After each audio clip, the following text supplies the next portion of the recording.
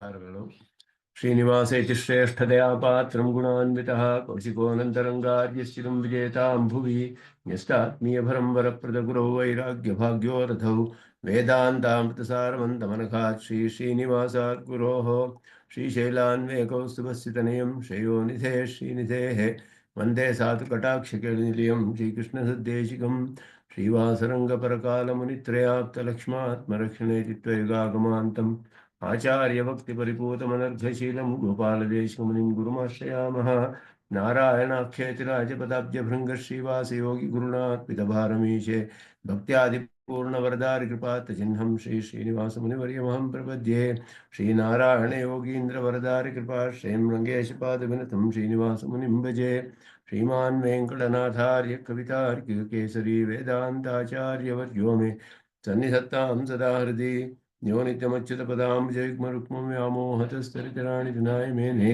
अस्मद्गुरोर्भगवतोऽस्यदेकसिन्धो रामानुजस्य चरणं प्रपद्ये यतीन्द्रकृतभाष्यार्थाय व्याख्यानेन दर्शिताः परं सुदर्शनार्यं तं वन्दे कूरकुलाधिपं वरदं द्विरदाद्रीशं कमलायादयितं दयानिधिं सकलार्थिजनार्थितप्रदं प्रणमामि प्रणतार्तिहारिणं कृत्वा नवद्यं निगमान्तभाष्यं निराकृतं येन भयं श्रुतीनां प्रचारितानामबहुश्रुतैः तं रामानुजं योगिनमाश्रयामः श्रीभाष्यकृदुपन्यस्तो श्रीशैलपतेः पुरः वेदार्थसङ्ग्रहस्यास्य कुर्मः तात्पर्यदीपिकाम् ॐ जन्नो मित्रशं वरुणः जन्नो भवत्वर्यमा जन्न इन्द्रो बृहस्पतिः जन्नो विष्णुरुक्रमः नमो ब्रह्मणे नमस्ते वायो त्वमेव प्रत्यक्षं ब्रह्मासि त्वामेव प्रत्यक्षं ब्रह्म वदिष्यामि ऋतं वदिष्यामि सत्यं वदिष्यामि तन्मामवतु तद्वक्तारमवतु अवतु माम् अवतु वक्तारम् ॐ शान्तिः शान्तिः शान्तिः अशेषचिरचिद्वस्तुशेषणे शेषशायिने निर्मलानन्दकल्याणनिधये विष्णवे नमः श्रीमते रामानुजाय नमः ವೇದಾರ್ಥ ಸಂಗ್ರಹದಲ್ಲಿ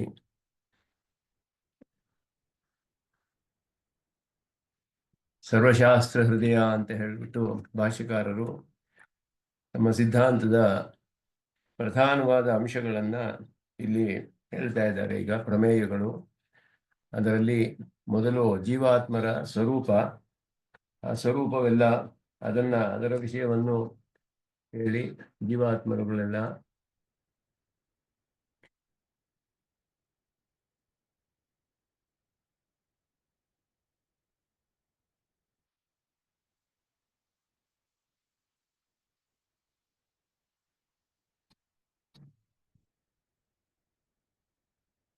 ಜೀವಾತ್ಮರು ಅಸಂಕುಚಿತವಾದ ಅಪರಿಚ್ಛಿನ್ನವಾದ ನಿರ್ಮಲ ಜ್ಞಾನ ಸ್ವರೂಪರು ಹಾಗಿದ್ದು ಕರ್ಮರೂಪದ ಅನ್ನುವಂತಹ ಕರ್ಮರೂಪವಾದ ಅವಿದ್ಯೆ ಅಂತ ಹೇಳುವಂತಹ ಅದರಿಂದ ಆವರಿಸಲ್ಪಟ್ಟು ಆ ಕರ್ಮಕ್ಕೆ ಅನುಗುಣವಾಗಿ ಅವರವರ ಕರ್ಮಗಳಿಗೆ ಅನುಗುಣವಾಗಿ ಧರ್ಮಭೂತ ಜ್ಞಾನದಲ್ಲಿ ಸಂಕೋಚವನ್ನು ಹೊಂದಿ ಬ್ರಹ್ಮನಿಂದ ಹಿಡಿದು ಒಂದು ಚಿಕ್ಕ ಕೀಟದವರೆಗೂ ಎಲ್ಲ ವಿವಿಧವಾದ 4 ವಿಧವಾದ ಸೃಷ್ಟಿಯಲ್ಲಿ ವಿಚಿತ್ರವಾದ ದೇಹಗಳಲ್ಲಿ ಪ್ರವೇಶ ಮಾಡಿ ಆಯಾ ದೇಹಗಳಿಗೆ ಉಚಿತವಾದ ಜ್ಞಾನ ಪ್ರಸಾರವನ್ನು ಪಡೆದುಕೊಂಡು ಮತ್ತೆ ಆ ದೇಹಕ್ಕೆ ಅನುಗುಣವಾದ ಅಭಿಮಾನವನ್ನು ಹೊಂದುತ್ತಾರೆ.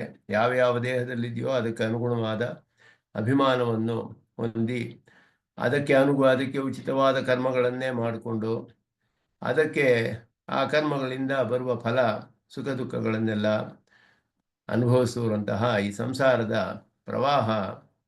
ಪ್ರವಾಹದಲ್ಲಿ ಇದ್ದಾರವರು. ಈ ಸಂಸಾರ ಪ್ರವಾಹದಲ್ಲಿಯೇ ಮುಳುಗಿದ್ದಾರೆ. ಇದು ಪೂರ್ಣವಾಗಿ ಒಂದು ಜೀವಾತ್ಮರುಗಳ ವಿಷಯದಲ್ಲಿ ತಾತ್ವಿಕವಾದ ವಿಷಯ. ಶ್ರುತಿಗಳಲ್ಲಿ, ಸ್ಮೃತಿ, ಇತಿಹಾಸ, ಪುರಾಣಗಳಲ್ಲೆಲ್ಲ ಸ್ಪಷ್ಟವಾಗಿ ಪ್ರಮಾಣಪೂರ್ವಕವಾಗಿ ನಮಗೆ ಸಿಗುವಂತಹ ಪ್ರಮಾಣಗಳು. ಜೀವಾತ್ಮರು ಜ್ಞಾನ ಸ್ವರೂಪರು, ಸ್ವಭಾವತಃ ಅಸಂಕುಚಿತ ಜ್ಞಾನವಿದ್ದರೂ ಕೂಡ ಅವರಿಗೆ ಕರ್ಮದಿಂದ ಸಂಕುಚಿತವಾಗಿದೆ. ಆದ್ದರಿಂದ ಅವರ ಕರ್ಮದ ಕಾರಣ ಅದಕ್ಕೆ ಅನುಗುಣವಾದ ಫಲ ಪಡೆಯುವುದಕ್ಕೋಸ್ಕರ ಬೇರೆ ಬೇರೆ ದೇಹಗಳಲ್ಲಿ ಪ್ರವೇಶ ಮಾಡಬೇಕಾಗುತ್ತೆ. ಅದಕ್ಕೆ ಅನುಗುಣವಾದ ಕರ್ಮಗಳನ್ನೇ ಮಾಡಿಕೊಂಡು ಅದರ ಫಲಗಳನ್ನು ಅನುಭವಿಸಿಕೊಂಡು ಹೀಗೆಯೇ ಜನ್ಮದಿಂದ ಜನ್ಮಕ್ಕೆ ಒಂದು ಸಂಸಾರ ಪ್ರವಾಹ ಅಂತ ಹೇಳುವಂತಹ ಪ್ರವಾಹದಲ್ಲಿ ಅವರು ಬದ್ಧರಾಗಿದ್ದಾರೆ. ಈ ಜೀವಾತ್ಮರುಗಳ ವಿಮೋಚನೆ ಹೇಗೆ ಈ ಸಂಸಾರದಿಂದ ತಪ್ಪಿಸ್ಕೊಳ್ಳೋಕೆ ಸಾಧ್ಯವೇ ಅಂದರೆ ಪರಮಾತ್ಮನ ಪ್ರಪತ್ತಿಯನ್ನು ಏತೇಷಾಂ ಸಂಸಾರ ಮೋಚನಂ ಭಗವತ್ ಪ್ರಪತ್ತಿ ಮಂತರೇಣ ನೋಪಪದ್ಯತೆ. ಪರಮಾತ್ಮನಿಗೆ ಪ್ರಪತ್ತಿ ಮಾಡದೆ ಹೋದರೆ ಪರಮಾತ್ಮನಲ್ಲಿ ಸಾಧ್ಯವಾಗುವುದಿಲ್ಲ. ಅದನ್ನು ಸುದರ್ಶನ ಸೂರಿಗಳು ವಿವರಿಸ್ತಾರೆ, ಇದಕ್ಕೆ ಏನು ಅರ್ಥ ಅಂತ ಹೇಳಿಬಿಟ್ಟು. ಆದ್ದರಿಂದ ಅದಕ್ಕೋಸ್ಕರ ಏನು ಮಾಡಬೇಕು ಅಂದರೆ ಮೊದಲು ಇವರು ಯಶಾಂ ದೇಹಾದಿ ಭೇದರಹಿತ ಜ್ಞಾನೈಕಾಕಾರತೆಯ ಈ ದೇಹ ದೇವ ಮನುಷ್ಯ ಮೊದಲಾದ 245ನೇ ಪುಟ ಇದು ಕನ್ನಡ ಪುಸ್ತಕದಲ್ಲಿ. ದೇವಾದಿ ಭೇದ ರಹಿತ ಜ್ಞಾನೈಕಾಕಾರತೆಯ, ದೇವ ಮನುಷ್ಯ ಮೊದಲಾದ ಭೇದವಿಲ್ಲದಂತಹ ಎಲ್ಲರ ಸ್ವರೂಪವೂ ಜ್ಞಾನ ಸ್ವರೂಪವೇ. ಆದ್ದರಿಂದ ಒಂದೇ ಆಕಾರ, ಎಲ್ಲ ಜೀವಾತ್ಮರುಗಳ ಸ್ವರೂಪವು ಜ್ಞಾನ ಅನ್ನುವಂತಹ ಒಂದೇ ಆಕಾರವನ್ನು ಉಳ್ಳದು. ಸರ್ವೇಷಾಂ ಸಾಮ್ಯಂ ಪ್ರತಿಪಾದ್ಯ, ಅವರಿಗೆ ಎಲ್ಲರಿಗೂ ಕೂಡ ಸಾಮ್ಯವನ್ನು ಹೇಳಲ್ಪಟ್ಟಿದೆ. ಎಲ್ಲ ಪ್ರಾಣಿಗಳಲ್ಲಿರುವ ಜೀವಾತ್ಮನು ಜ್ಞಾನ ಸ್ವರೂಪನೇ. ಆದ್ದರಿಂದ ಎಲ್ಲರಿಗೂ ಸಿಮಿಲ್ಯಾರಿಟಿ, ಸಾಮ್ಯ ಅಂತ ಹೇಳಿದ್ರೆ ಸಿಮಿಲ್ಯಾರಿಟಿ ಅಂತ ಅರ್ಥ. ಆದ್ದರಿಂದ ಆತ್ಮ ಸಾಮ್ಯ, ಇದನ್ನು ಒಬ್ಬ ಜ್ಞಾನಯೋಗಿಯು ಕೂಡ ನೋಡ್ತಾನೆ. ಅವನ ಅವಸ್ಥೆಗಳಲ್ಲಿ ಬರುವಾಗ ಮೊದಲು ಎಲ್ಲ ಪ್ರಾಣಿಗಳಲ್ಲಿರುವ ಆತ್ಮನು ನಮ್ಮ ದೇಹದಲ್ಲಿರುವ ಆತ್ಮನು ಎಲ್ಲರೂ ಸಮನಾದವರು, ಎಲ್ಲರೂ ಜ್ಞಾನಸ್ವರೂಪರು ಅಂತ ಹೇಳಿ ಜ್ಞಾನದಲ್ಲಿ ಏಕಾಕಾರವಾಗಿದ್ದವರು ಅಂತ ಆತ್ಮ ಸಾಮ್ಯವನ್ನು ಪ್ರತಿಪಾದಿಸಿ ತಸ್ಯಾಪಿ ಸ್ವರೂಪಸ್ಯ ಭಗವಚ್ಛೇಷತೈಕ ಸ್ವರೂಪೈಕತ ರಸತೆಯ ಭಗವದಾತ್ಮಕತಾಮಪಿ ಪ್ರತಿಪಾದ್ಯ. ಆ ಸ್ವರೂಪವು ಭಗವಂತನನ್ನು ಆತ್ಮನಾಗಿ ಹೊಂದಿದೆ, ಪರಮಾತ್ಮನನ್ನು ಆತ್ಮನಾಗಿ ಹೊಂದಿದೆ.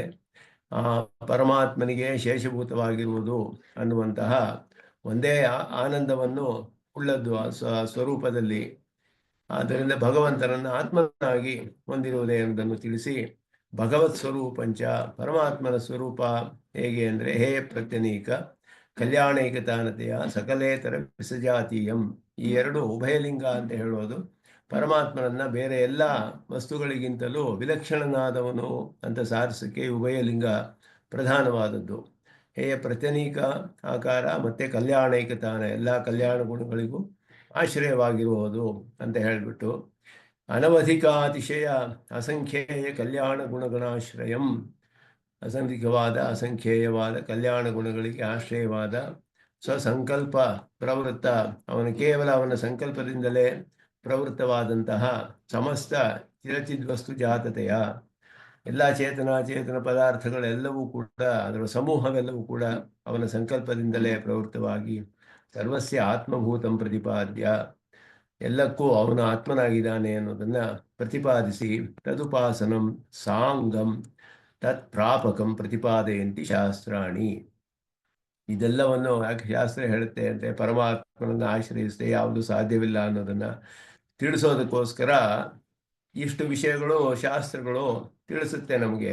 ಪ್ರತಿಪಾದನೆ ಮಾಡಿದ ಶಾಸ್ತ್ರಗಳು ಏನೇನು ಪ್ರಧಾನವಾದ ವಿಷಯ ಅಂದರೆ ಸಾಂಗವಾದ ಉಪಾಸನೆಯೇ ಪರಮಾತ್ಮನನ್ನು ಪಡೆದುಕೊಳ್ಳೋಕ್ಕೆ ಉಪಾಯ. ಮತ್ತು ಎಲ್ಲಕ್ಕೂ ಅವನು ಆತ್ಮಭೂತನಾಗಿದ್ದಾನೆ. ಅವನ ಸಂಕಲ್ಪದಿಂದಲೇ ಎಲ್ಲ ಚೇತನಗಳ ಒಂದು ಸಮೂಹಗಳು ಎಲ್ಲವೂ ಕೂಡ ಪ್ರವೃತ್ತವಾಗಿರುವಂತಹದ್ದು. ಅವನ ಸಂಕಲ್ಪದಿಂದಲೇ ಎಲ್ಲಕ್ಕೂ ಪ್ರವೃತ್ತಿ ಬರುವಂತಹದ್ದು. ಪರಮಾತ್ಮನು ಕೇವಲ ಅಸಂಖ್ಯಾತವಾದ ಕಲ್ಯಾಣ ಗುಣಗಳಿಗೆ ಆಶ್ರಯನಾಗಿದ್ದಾನೆ. ಅವನು ಉಭಯಲಿಂಗ ಅನ್ನುವ ಒಂದು ವಿಶೇಷವಾದ ಧರ್ಮದಿಂದ ಎಲ್ಲ ಬೇರೆ ವಸ್ತುಗಳಿಗಿಂತಲೂ ಬೇರೆಯಾಗಿದ್ದಾನೆ, ವಿಲಕ್ಷಣನಾಗಿದ್ದಾನೆ. ಅದನ್ನೆಲ್ಲ ಹೇಳಿ ಪರಮಾತ್ಮನ ಸ್ವರೂಪ ಇಂತಹ ಸ್ವರೂಪ, ಅವನನ್ನು ಉಪಾಸನೆ ಅಂಗಗಳೊಡನೆ ಮಾಡಿದರೆ ಅವನನ್ನು ಪಡೆದುಕೊಳ್ಳಬಹುದು. ಅದನ್ನು ಮಾಡುವವನು ಜೀವಾತ್ಮನಾದವನು ಹೇಗೆ ಅಂದರೆ ಪರಮಾತ್ಮನ ಆತ್ಮನಾಗಿ ಹೊಂದಿರುವವನು. ಪರಮಾತ್ಮನಿಗೆ ಶೇಷಭೂತವಾಗಿರುವುದೇ ಅವನಿಗೆ ಆನಂದವನ್ನು ಉಂಟು ಮಾಡುವುದು ಸ್ವಾಭಾವಿಕವಾದ ಗುಣ ಅವನಿಗೆ. ಆ ಆತ್ಮರುಗಳು ಒಂದೊಂದು ಪ್ರಾಣಿಯಲ್ಲೂ ಒಬ್ಬೊಬ್ಬ ಆತ್ಮನಿದ್ದಾನೆ. ಆದರೂ ಎಲ್ಲ ಶರೀರದಿಂದ ಭೇದವೇ ಹೊರತು ಆತ್ಮರುಗಳೆಲ್ಲ ಒಂದೇ ಆಕಾರ. ಆದ್ದರಿಂದ ಅವರಲ್ಲಿ ಸಾಮ್ಯವಿದೆ, ಐಕ್ಯವಿಲ್ಲ, ಸಾಮ್ಯವಿದೆ, ಸಮಾನ ಆಕಾರ ಎಲ್ಲರೂ ಕೂಡ. ಇದನ್ನೆಲ್ಲ ತಿಳಿಸಿರೋದು ಯಾಕೆ ಅಂದರೆ ಈ ಸಂಸಾರದಿಂದ ಮೋಚನವನ್ನು ಹೊಂದಬೇಕಾದರೆ ಭಗವತ್ ಪ್ರಪಂಚವಂತರೇಣ ನೋಪಪದ್ಯತೆ, ಅವನನ್ನು ಆಶ್ರಯಿಸಬೇಕು. ಅವನಿಂದಲೇ ಎಲ್ಲವೂ ಪ್ರವೃತ್ತವಾಗಿರೋದು. ಆದ್ದರಿಂದ ಅವನನ್ನು ಉಪಾಸನೆ ಮಾಡಿ ಅವನ ಪ್ರಪತ್ತಿಯನ್ನು ಮಾಡಿದ್ರೆ ಉಪಾಸನೆಯು ಪೂರ್ಣವಾಗುತ್ತೆ. ಆ ಒಂದು ದೃಷ್ಟಿಯಿಂದ ಪ್ರಪತ್ತಿ ಮಂತರೇಣ ಅಂತ ಹೇಳಿದ್ದಾರೆ. ಅದನ್ನ ಇಲ್ಲಿ ಸುದರ್ಶನ ಸೂರಿಗಳು ವಿವರಿಸ್ತಾರೆ.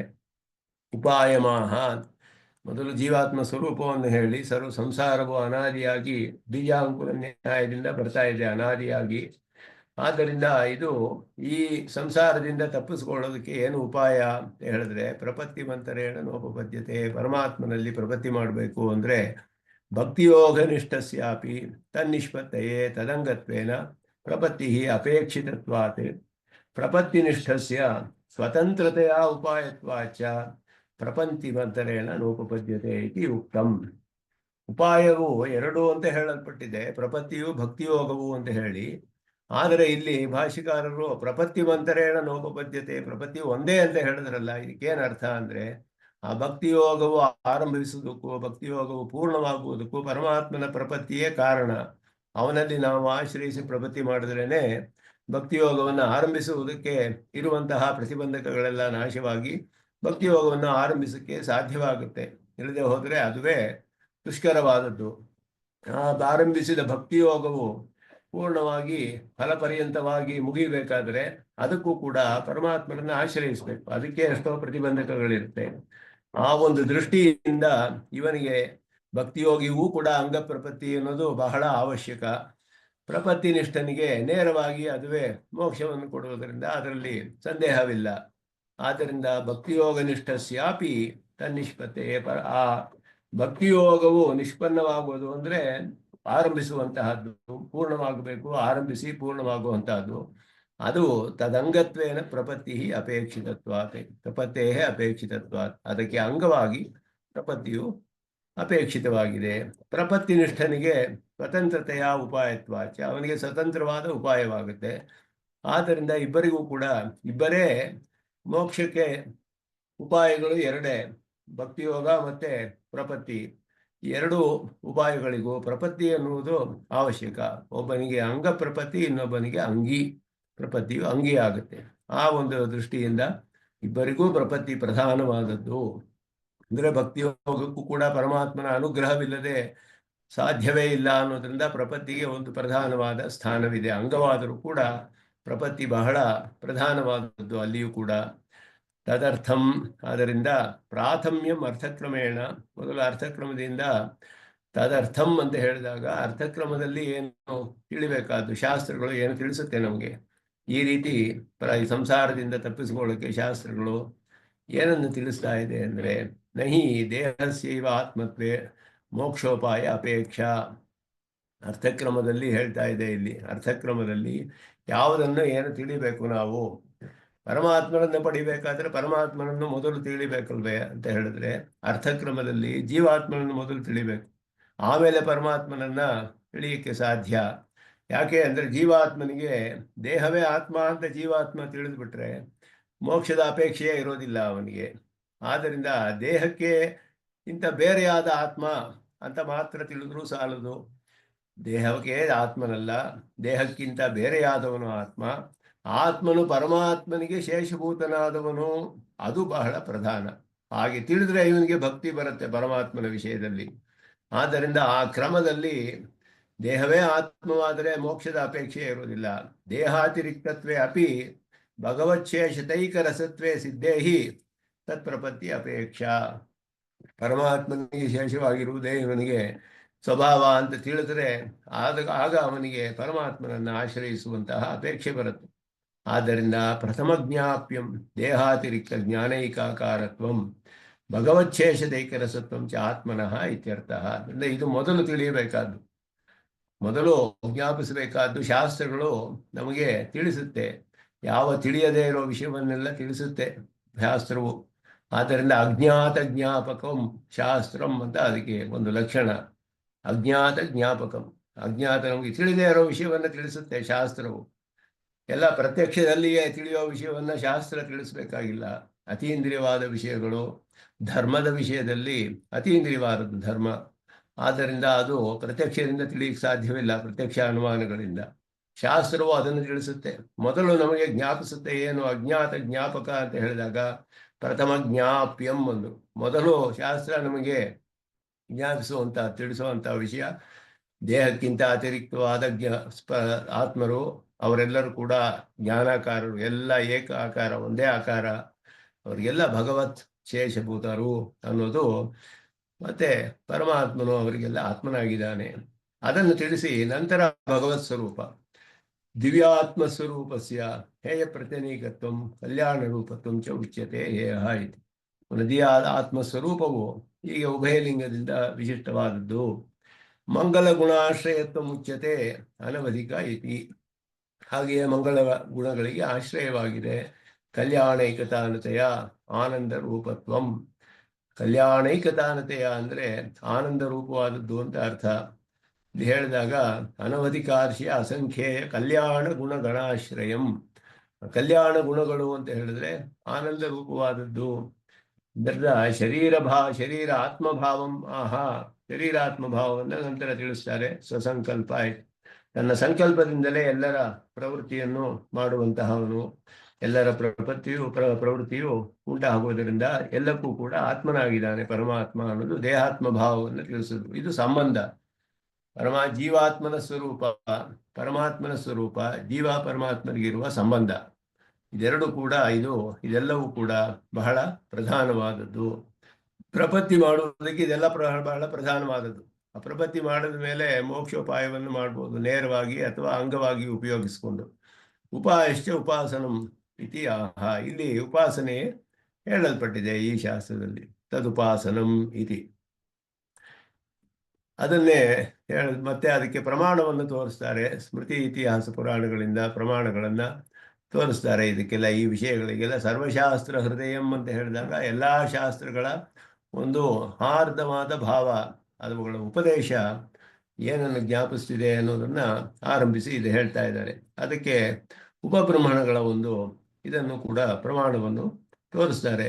ಈಗ ಯಥೋಕ್ತಂ ನಿರ್ವಾಣಮಯ ಏವಾತ್ಮ ಏವ ಅಯಮಾತ್ಮ ಜ್ಞಾನಮಯ ಅಮಲಃ ದುಃಖ ಅಜ್ಞಾನ ಮಲಾಧರ್ಮ ಪ್ರಕೃತೆ ಹೇತೆ ನ ಚ ಆತ್ಮನಃ. ಇದೆಲ್ಲ ವಿಷ್ಣು ಪುರಾಣದ ಶ್ಲೋಕಗಳು. ನಿರ್ವಾಣಮಯ ಅಂದರೆ ಆನಂದ ಸ್ವರೂಪನಾದವನು, ಜ್ಞಾನಮಯನು, ಅಮಲನು, ಯಾವ ದೋಷವೂ ಇಲ್ಲ. ದುಃಖ ಅಜ್ಞಾನ ಮಲ ಧರ್ಮ. ದುಃಖ ಅಜ್ಞಾನ ಮಲ ದೋಷ ಇದೆಲ್ಲ ಕೂಡ ಪ್ರಕೃತಿಯ ಧರ್ಮಗಳು, ಆತ್ಮನಿಗಲ್ಲ ಅಂತ ಹೇಳಲ್ಪಟ್ಟಿದೆ. ಪ್ರಕೃತಿ ಸಂಸರ್ಗಕೃತ ಕರ್ಮ ಮೂಲತ್ವಾತ್ ನ ಆತ್ಮಸ್ವರೂಪ ಪ್ರಯುಕ್ತ ಧರ್ಮ ಇತ್ಯರ್ಥ. ಅದರಿಂದ ಪ್ರಕೃತಿ ಸಂಸರ್ಗಕೃತವಾದ ಕರ್ಮ ಮೂಲವಾದ್ದರಿಂದ ಪ್ರಕೃತಿಯ ಧರ್ಮಗಳು ಅಂತ ಹೇಳಿದ್ರೆ, ಪ್ರಕೃತಿಯ ಧರ್ಮ ದುಃಖ ಅಂತ ಹೇಳಿದ್ರೆ ಪ್ರಕೃತಿ ಅಚೇತನವಾಯಿತು. ಹೇಗೆ ಅದು ದುಃಖವನ್ನು ಉಂಟು ಮಾಡುತ್ತೆ?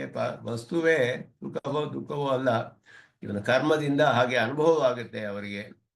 ಆದ್ದರಿಂದ ಯಾವುದು ಕೂಡ ನಚ ದುಃಖಾತ್ಮಕಂ ಕಿಂಚಿತ್ ನಚ ಕಿಂಚಿತ್ ಸುಖಾತ್ಮಕಂ ಅಂತ ವಿಷ್ಣು ಪುರಾಣದಲ್ಲಿಯೇ ಬರುತ್ತೆ. ಯಾವುದು ದುಃಖಾತ್ಮವೋ ಸುಖಾತ್ಮವೋ ಇಲ್ಲ. ಪದಾರ್ಥಗಳು, ಅಚೇತನ ಪದಾರ್ಥಗಳು ಕೂಡ, ಪ್ರಕೃತಿಯು ಕೂಡ, ಮುಕ್ತನಿಗೆ ಎಲ್ಲವೂ ಕೂಡ ಅನುಕೂಲವಾಗಿಯೇ ಇರುತ್ತೆ. ಆದರೆ ಇಲ್ಲಿ ಪ್ರಕೃತಿಯ ಧರ್ಮಗಳು ದುಃಖ ದೋಷ ಅಂತೆಲ್ಲ ಹೇಳಿರೋದು ಯಾಕೆ? ಅಜ್ಞಾನ. ಆ ಪ್ರಕೃತಿ ಸಂಬಂಧದಿಂದ ಇವನಿಗೆ ಅದು ಉಂಟಾಗುತ್ತೆ. ಅದು ಕರ್ಮದ ಕಾರಣ. ಆ ಫಲವನ್ನ ಪ್ರಕೃತಿಯ ಮೂಲಕ ಅನುಭವಿಸ್ತಾನೆ ಇವನು. ಆದ್ದರಿಂದ ಅದರ ಸಂಬಂಧದ ಮೂಲಕ ಅನುಭವಿಸುವವನು ಇವನು. ಆದ್ದರಿಂದ ಹಾಗೆ ಹೇಳಲ್ಪಟ್ಟಿದೆ. ಆದ್ದರಿಂದ ಒಂದೇ ಅಚೇತನ ಪದಾರ್ಥವೇ ಕೆಲವರಿಗೆ ಸುಖ ಆಗುತ್ತೆ, ಕೆಲವರಿಗೆ ದುಃಖವಾಗುತ್ತೆ. ಆ ಒಬ್ಬರಿಗೆ ಕೂಡ ಕೆಲ ಸಮಯದಲ್ಲಿ ಸುಖವಾಗಿರುತ್ತೆ, ಕೆಲವು ಸಮಯದಲ್ಲಿ ಪ್ರತಿಕೂಲವಾಗಿರುತ್ತೆ. ಹೀಗೆ ಪ್ರಕೃತಿಯ ಧರ್ಮಗಳು ಅಂತ ಹೇಳಿದ್ರೆ ಏನರ್ಥ? ಪ್ರಕೃತಿ ಸಂಸರ್ಗಕೃತ ಕರ್ಮ ಮೂಲತ್ವಾತ್ ಅಂದ್ರೆ ಕರ್ಮದ ಮೂಲವಾದ್ದರಿಂದ ಈ ಸುಖ ದುಃಖಗಳೆಲ್ಲ ಕರ್ಮದ ಫಲಗಳು. ನ ಆತ್ಮಸ್ವರೂಪ ಪ್ರಯುಕ್ತ ಧರ್ಮ. ಅದಕ್ಕೆ ಅರ್ಥ ಏನಂದ್ರೆ ಆತ್ಮಸ್ವರೂಪ ಪ್ರಯುಕ್ತವಾದ ಧರ್ಮಗಳಲ್ಲ ಇದು. ಪ್ರಕೃತಿ ಸಂಸರ್ಗದಿಂದ ಮಾಡಲ್ಪಟ್ಟ ಕರ್ಮದಿಂದ ಬಂದಿರುವಂತಹ ಸುಖ ದುಃಖಗಳು. ಅದು ಪ್ರಾಪ್ತ ಅಪ್ರಾಪ್ತ ವಿವೇಕೇನ ಪ್ರಕೃತಿಯರೇವ ಧರ್ಮ ಇತಿ ಉಕ್ತಂ. ಆದ್ದರಿಂದಲೇ ಇದು ಪ್ರಕೃತಿಯ ಧರ್ಮಗಳೇ ಅಂತ ಹೇಳಿರೋದು. ಹೇಗೆ ಅಂತ ಹೇಳಿದ್ರೆ, ಪ್ರಕೃತಿ ಸಂಸರ್ಗ ಇದ್ದರೆ ಸುಖ ದುಃಖಗಳು ಬರುತ್ತೆ, ಪ್ರಕೃತಿ ಸಂಸರ್ಗ ಇಲ್ಲದೆ ಹೋದರೆ ಬರೋದಿಲ್ಲ. ಆದ್ದರಿಂದ ಇದು ಪ್ರಾಪ್ತ ಅಪ್ರಾಪ್ತ ವಿವೇಕ. ಪ್ರಾಪ್ತ ಅಪ್ರಾಪ್ತ, ಪ್ರಕೃತಿ ಸಂಬಂಧ ಇದ್ದರೆ ಸುಖ ದುಃಖಗಳು ಬರುತ್ತೆ, ಪ್ರಕೃತಿ ಸಂಬಂಧ ಇಲ್ಲದೆ ಹೋದ್ರೆ ಇರೋದಿಲ್ಲ. ಆದ್ದರಿಂದ ಇದು ಪ್ರಕೃತಿಯ ಧರ್ಮಗಳು ಅಂತ ಹೇಳಲ್ಪಟ್ಟಿದೆ ಅಂತ ಅದಕ್ಕೆ ಅರ್ಥವನ್ನು ಹೇಳ್ತಾರೆ. ಅದನ್ನು ವಿವರಿಸ್ತಾರೆ ಸುದರ್ಶನ ಸೂರಿಗಳು. ಯಥೋಕ್ತಂ ಇತ್ಯಾದಿನ ಉಕ್ತಕ್ರಮೇಣ ಪ್ರಮಾಣಾನಿ ಉಪನ್ಯಸ್ಯನ್ ಪ್ರಮಾಣಗಳನ್ನೆಲ್ಲ ಹೇಳಿ ಆತ್ಮನಃ ಜ್ಞಾನೈಕಾಕಾರತ್ವೇ ಪ್ರಮಾಣಮಾಹ ನಿರ್ವಾಣ ಇತಿ. ಎಲ್ಲ ಆತ್ಮರುಗಳು ಜ್ಞಾನೈಕಾಕಾರರು. ನಿರ್ವಾಣಮರಯ ಏವ ಅಯಮಾತ್ಮ ಜ್ಞಾನಮಯ ಅಮಲಃ ಸ್ಪಷ್ಟವಾಗಿ ಹೇಳಿದೆ. ಕಥಂ ಅಚೇತನ ಪ್ರಕೃತಿ ದುಃಖಾದಿಯಾಸ್ಪದತ್ವಂ, ಅಚೇತನವಾದ ಪ್ರಕೃತಿ ಹೇಗೆ ದುಃಖ ಎಲ್ಲ ಬರುತ್ತೆ ಅದಕ್ಕೆ ವಿವರಿಸ್ತಾರೆ. ದುಃಖಾದೀನಾಂ ಔಪಾಧಿಕತ್ವಮಸ್ತು ತಥಾಪಿ ಪ್ರಕೃತಿರೇವ ಧರ್ಮ ಇತಿ ನಿರ್ದೇಶ ಕಥಂ ಅಂದರೆ ಪ್ರಾಪ್ತ ವಿವೇಕೇನ ಅಂದರು. ಔಪಾಧಿಕವಾಗಿರಲಿ ದುಃಖಗಳು, ಪ್ರಕೃತಿ ಸಂಸರ್ಗದಿಂದ ಬರೋದಾದರೂ ಪ್ರಕೃತಿಯೇ ಅಂತ ಹೇಗೆ ಹೇಳಕ್ಕೆ ಸಾಧ್ಯ ಅಂತ ಹೇಳಿದ್ರೆ ಅದಕ್ಕೆ ಹೇಳ್ತಾರೆ ಅನ್ವಯ ವ್ಯತಿರೇಕದಿಂದ ತಿಳಿದು ಬರುತ್ತೆ. ಇದು ಪ್ರಾಪ್ತ ಅಂತ ಅನ್ವಯ ವ್ಯತಿರೇಕಾಭ್ಯಾಂ, ಪ್ರಕೃತಿ ಸಂಬಂಧ ಇದ್ದರೆ ಅದು ದುಃಖಗಳು ಬರುತ್ತೆ, ಪ್ರಕೃತಿ ಸಂಬಂಧ ಇಲ್ಲದೆ ಹೋದರೆ ಯಾವುದು ಬರೋದಿಲ್ಲ. ಆದ್ದರಿಂದ ಪ್ರಕೃತಿರೇವ ಧರ್ಮ ಅಂತ ವ್ಯಾಖ್ಯೆ ಗ್ರಂಥಭಂಗಿ ಅನುಕಾರ. ದುಃಖಾದೀನ ಪ್ರಕೃತಿ ಧರ್ಮತ್ವೇ ಯತ್ ಫಲಂ ತತ್ಫಲಂ ಪ್ರಕೃತಿ ಧರ್ಮತ್ವ ಅಭಾವೇ ದೃಷ್ಟಂ. ಪ್ರಕೃತಿ ಧರ್ಮತ್ವೇ ಯತ್ ಫಲಂ, ದುಃಖಗಳು ಪ್ರಕೃತಿ ಧರ್ಮವಾಗಿದ್ದರೆ ಯಾವ ಫಲ ಬರುತ್ತೋ ಪ್ರಕೃತಿ ಧರ್ಮ ಇಲ್ಲದೆ ಹೋದಾಗ ಬರೋದಿಲ್ಲ. ಅಂದರೆ ಪ್ರಕೃತಿಯ ಸಂಸರ್ಗ ಅಂತ ಅರ್ಥ. ಅದರಿಂದ ಪ್ರಕೃತಿಯ ಧರ್ಮ ಅಂತ ಹೇಳಲ್ಪಟ್ಟಿದೆ. ಪ್ರಕೃತಿರೇವ ಧರ್ಮ ಇತಿ ನಿರ್ದೇಶ ಇತ್ಯರ್ಥ. ಪ್ರಕೃತಿ ಧರ್ಮ ಆಗಿದ್ದರೆ ಯಾವ ಫಲ ಬರುತ್ತೆ, ದುಃಖಗಳು ಅಂತ ಹೇಳಿದ್ರೆ ಇವನಿಗೆ ದುಃಖದ ಅನುಭವ ಆಗುತ್ತೆ ಪ್ರಕೃತಿ ಸಂಸರ್ಗದಿಂದ. ಪ್ರಕೃತಿ ಧರ್ಮ ಇಲ್ಲದೆ ಹೋದರೆ ಅಂದರೆ ಪ್ರಕೃತಿಯ ಸಂಸರ್ಗ ಇಲ್ಲದೆ ಹೋದರೆ, ಅವನಿಗೆ ಆ ಕರ್ಮಗಳು ಇಲ್ಲದೆ ಹೋದರೆ, ಅದಕ್ಕೆ ಮೂಲ ಕಾರಣವಾದ ಕರ್ಮವೂ ಇಲ್ಲದೆ ಹೋದರೆ ಇವನಿಗೆ ಸುಖಗಳು ಇರೋದಿಲ್ಲ. ಆದ್ದರಿಂದ ಇದು ಪ್ರಕೃತಿಗೆ ಧರ್ಮಗಳು ಅಂತ ಹೇಳಲ್ಪಟ್ಟಿದೆ. ಪ್ರಕೃತಿ ಸಂಬಂಧೇ ಸತಿ ದುಃಖಾದಿ ಸದ್ಭಾವ, ಅದುವೇ ಇದರ ವಿವರಣೆ. ಪ್ರಕೃತಿ ಸಂಬಂಧವಿದ್ದರೆ ದುಃಖವೂ ಇರುತ್ತೆ, ಪ್ರಕೃತಿ ವಿರಹೇ ದುಃಖಾದಿ ನಿವೃತ್ತಿಶ್ಚ. ಪ್ರಕೃತಿ ಸಂಬಂಧವಿಲ್ಲದೆ ಹೋದರೆ ದುಃಖವು ನಿವೃತ್ತವಾಗುತ್ತೆ. ದುಃಖಾದೀನಾಂ ಪ್ರಕೃತಿ ಧರ್ಮತ್ವೇ ಫಲಂ ತದಿದಾನೀಂ ದೃಷ್ಟಂ ಅಭಿಪ್ರಾಯೇಣ ಪ್ರಕೃತಿರೇವ ಧರ್ಮ ಇತಿ ವಚನಭಂಗಿ ಇತಿ ಯಾವತ್. ಪ್ರಕೃತಿರೇವ ಧರ್ಮ ಅಂತ ಅಲ್ಲಿ ಹೇಳಿರೋದು ಆ ಒಂದು ದೃಷ್ಟಿಯಿಂದ ಪ್ರಕೃತಿ ಧರ್ಮತ್ವವಾಗಿದ್ದರೆ ಯಾವ ಫಲ ಬರುತ್ತೋ ಆ ಫಲ ಇವಾಗ ಅನುಭವಿಸ್ತಾ ಇದ್ದೀವಿ, ಆದ್ದರಿಂದ ಪ್ರಕೃತಿಯ ಧರ್ಮ ಅಂತ ಹೇಳಲ್ಪಟ್ಟಿದೆ ಅಂತ. ಅಂದರೆ ಪ್ರಕೃತಿ ಸಂಬಂಧೇ ಸತಿ ದುಃಖಾದಿ ಸದ್ಭಾವ, ಪ್ರಕೃತಿ ಸಂಬಂಧವಿರುವಾಗ ದುಃಖಗಳಿದೆ. ಆದ್ದರಿಂದ ನಹವೈ ಅಶರೀರಸ್ಯ ಸತಃ ಪ್ರಿಯೇ ಸ್ಪೃಶತಃ ನಹವೈ ಸಶರೀರಸ್ಯ ದುಃಖ ಪ್ರಿಯೋ ಅಪಹತಿರಸ್ತಿ ಅಂತ ಉಪನಿಷತ್ ತಿಳಿಸುತ್ತೆ. ಅದರಿಂದ ಶರೀರ ಜೊತೆ ಇರುವಾಗ ಪ್ರಿಯಗಳು ಇದ್ದೇ ಇರುತ್ತೆ, ಹೋಗೋದಿಲ್ಲ. ಆದರೆ ಅಶರೀರಂ ವಸಂತಂ ಪ್ರಿಯೇ ನ ಸ್ಪೃಶತಃ, ಶರೀರ ಸಂಬಂಧ ಇಲ್ಲದೆ ಇರುವಾಗ ಪ್ರಿಯಗಳು ಇರೋದಿಲ್ಲ. ಅದುವೇ ಅಲ್ಲಿ ಪ್ರಾಪ್ತ ವಿವೇಕೆಯನ್ನು ಪ್ರಕೃತಿರೇವ ಧರ್ಮ ಅನ್ನೋದಕ್ಕೆ ಅರ್ಥವನ್ನ ಅದನ್ನು ವಿವರಿಸ್ತಾರೆ. ಅದಕ್ಕೆ ಮತ್ತೆ ಗೀತೆಯ ಪ್ರಮಾಣವನ್ನು ತೋರಿಸ್ತಾರೆ. ವಿದ್ಯಾ ವಿನಯ ಸಂಪನ್ನೆ ಬ್ರಾಹ್ಮಣೇ ಗವಿಹಸ್ತಿನಿ ಶುಂಚೈವ ಶ್ವಪಾಕೆ ಚ ಪಂಡಿತಾ ಸಮದರ್ಶಿನಃ. ಭಾಷಿಕಾರರ ವ್ಯಾಖ್ಯಾನ ಇದಕ್ಕೆ ಅನುಗುಣವಾಗಿ ಇದನ್ನು ಇಲ್ಲಿ ವಿವರಿಸ್ತಾರೆ. ಇಲ್ಲಿಯೂ ಕೂಡ ಗೀತಾ ಭಾಷೆಯಲ್ಲಿ ಹೇಳಿರುವ ಹಾಗೆ ದೇವತಿರ್ಯಂಗ್ ಮನುಷ್ಯ ಸ್ಥಾವರ ರೂಪ ಪ್ರಕೃತಿ ಸಂಸೃಷ್ಟಸ್ಯ ಆತ್ಮನಃ ಸ್ವರೂಪ ವಿವೇಚನಿ ಬುದ್ಧಿ ಯೇಷಾಂ ತೇ ಪಂಡಿತಾಃ ತತ್ ಪ್ರಕೃತಿ ವಿಶೇಷ ವಿವಿಕ್ತ ಆತ್ಮಜ್ಞಾನವಂತಃ ತತ್ರ ಅತ್ಯಂತ ವಿಷಮಾಕಾರೇ ವರ್ತಮಾನಮಾತ್ಮಾನಂ ಸಮಾನಾಕಾರಂ ಪಶ್ಯಂತಿ ಇತಿ ಸಮದರ್ಶಿನಃ ಇತಿ ಉಕ್ತಂ. ಅದರಿಂದ ವಿದ್ಯಾವಿನಯ ಸಂಪನ್ನೆ ಬ್ರಾಹ್ಮಣೆ ಗವಿ, ಇದು ಒಂದು ಅನ್ವಯ. ಇದು ವಿದ್ಯಾವಿನಯ ಸಂಪನ್ನೆ, ಅದು ಬ್ರಾಹ್ಮಣೆಗೆ ವಿಶೇಷಣ. ವಿದ್ಯಾವಿನಯ ಸಂಪನ್ನೆ ಬ್ರಾಹ್ಮಣೆ ಗವಿ ಹಸ್ತಿನಿ ಶುನಿ ಚೈವ ಶ್ವಪಾಕೆ ಶುನಿ ಶ್ವಪಾಕೆ ಚ ಪಂಡಿತಾ ಸಮದರ್ಶಿನಃ ಅಂತ ಹೇಳಿದ್ರು. ಅದಕ್ಕೊಂದು ವಿಶೇಷವಾದ ವ್ಯಾಖ್ಯಾನ ಭಾಷಿಕಾರರು ಹೇಳುವಂಥದ್ದು. ದೇವಾತಿರ್ಯಂಗ್ ಮನುಷ್ಯ ಸ್ಥಾವರ ರೂಪವಾದ 4 ವಿಧವಾಗಿ ದೇಹಗಳನ್ನು ಪಡೆದುಕೊಳ್ತಾರೆ ಆತ್ಮರುಗಳು. ಪ್ರಕೃತಿ ಸಂಸರ್ಗವು 4 ವಿಧವಾಗಿ ಬರುತ್ತೆ. ದೇವ ಶರೀರಗಳು, ತಿರ್ಯಗ್ ಶರೀರ, ಮನುಷ್ಯ ಶರೀರ ಮತ್ತು ಸ್ಥಾವರ ಶರೀರವಾಗಿ ಆತ್ಮರುಗಳಿಗೆ. ಅವರಿಗೆ ಸ್ವರೂಪ ವಿವೇಚನಿ ಬುದ್ಧಿ ಯೇಷಾಂ ಈ ಸ್ವರೂಪವನ್ನ ವಿವೇಕ ಮಾಡಿ ಸ್ವರೂಪವನ್ನು ತಿಳಿದುವಂತಹ ಸ್ಪಷ್ಟವಾಗಿ ದೇಹಕ್ಕಿಂತ ಬೇರೆಯಾದದ್ದು ಆತ್ಮಸ್ವರೂಪ ಹೀಗಿದೆ, ದೇಹದ ಧರ್ಮಗಳು ಹೀಗಿದೆ, ಇದನ್ನು ತಿಳಿಯುವಂತಹ ಬುದ್ಧಿ ಯಾರಿಗಿದೆಯೋ ಅವರು ಪಂಡಿತರು ಅಂತ ಹೇಳಲ್ಪಡ್ತಾರೆ. ಪಂಡ ಅಂತ ಹೇಳಿದ್ರೆ ಬುದ್ಧಿ ಅಂತ ಅರ್ಥ. ಸಂಸ್ಕೃತದಲ್ಲಿ ಪಂಡ ಅನ್ನೋದು ಈ ವಿವೇಕ ಜ್ಞಾನ ಇರುವ ಬುದ್ಧಿ ಯಾವುದಿದೆಯೋ ಅದಕ್ಕೆ ಪಂಡ ಅಂತ ಹೆಸರು. ಆ ಪಂಡ ಅಂತ ಯಾವಾಗಿದೆಯೋ ಅಂತಹ ಬುದ್ಧಿ ಉಳ್ಳವರು ಪಂಡಿತರು ಅಂತ ಹೇಳ್ಬಿಟ್ಟು ಅದಕ್ಕೆ ನಿರುಕ್ತಿಯು ಹೇಳಲ್ಪಟ್ಟಿದೆ. ಬೃಹದಾರಣ್ಯಕೋಪನಿಷತ್ ಭಾಷ್ಯದಲ್ಲಿ ರಂಗರಾಮಾನುಜರು ಅದನ್ನ ನಿರುಕ್ತಿಯನ್ನ ವಿವರಿಸಿದ್ದಾರೆ. ಪಂಡಿತ ಶಬ್ದಕ್ಕೆ ಅದನ್ನು ವಿವರಿಸ್ತಾರೆ ಅವರು. ತತ್ ಪ್ರಕೃತಿ ವಿಶೇಷ ವಿವಿಕ್ತ ಆತ್ಮಯಾಥಾತ್ಮ್ಯ ಜ್ಞಾನವಂತಹ, ಆಯಾ ಪ್ರಕೃತಿ ವಿಶೇಷಗಳಿಂದ ಬೇರೆಯಾದ ವಿವೇಚನೆ ಮಾಡಿ ತಿಳಿಯಲ್ಪಟ್ಟ, ಬೇರೆ ಅಂತ ಸ್ಪಷ್ಟವಾಗಿ ತಿಳಿಯುವಂತಹ ವಿವೇಕ ಬುದ್ಧಿ ಉಳ್ಳವರು, ಅವರು ಆತ್ಮಜ್ಞಾನವನ್ನು ಹೊಂದಿರುವವರು. ಆತ್ಮಜ್ಞಾನವು ಪ್ರಕೃತಿಗಿಂತ ವಿವಿಕ್ತವಾದದ್ದು, ಅತ್ಯಂತ ವಿಲಕ್ಷಣವಾದದ್ದು ಅನ್ನುವ ಜ್ಞಾನ ಯಾರಿಗಿದೆಯೋ ಅವರು ಪಂಡಿತರು. ತತ್ರ ಅತ್ಯಂತ ವಿಷಮಾಕಾರೇ ವರ್ತಮಾನಂ ಆತ್ಮಾನಂ ಸಮಾನಾಕಾರಂ ಪಶ್ಯಂತಿ ಇತಿ ಸಮದರ್ಶಿನಃ. ಸಮದರ್ಶಿ ಅಂತ ಹೇಳಿದ್ರೆ ಎಲ್ಲಾ ದೇಹಗಳಲ್ಲಿ ಇರುವ ಆತ್ಮರು ಒಂದೇ ಆಕಾರ, ಜ್ಞಾನೈಕಾಕಾರರು ಅನ್ನೋದನ್ನು ಯಾರು ತಿಳಿತಾರೋ ಅವರಿಗೆ ಸಮದರ್ಶಿನಿಗಳು ಅಂತ ಅರ್ಥ. ಆದ್ದರಿಂದ ಅದನ್ನ ಗೀತಾ ಭಾಷೆಗೆ ಅನುಗುಣವಾಗಿ ಇಲ್ಲಿ ರಂಗರಾಮಾನುಜರು ಇಲ್ಲಿ ವಿವರಿಸ್ತಾರೆ. ದೇವಾದಿಭೇದಸ್ಯ ಔಪಾಧಿಕತ್ವಾತ್, ದೇವ ಮೊದಲಾದ ದೇಹಗಳೆಲ್ಲ ಭೇದವು ಔಪಾಧಿಕ, ಪ್ರಕೃತಿ ಸಂಸರ್ಗದಿಂದ ಬರುವಂತಹದ್ದು.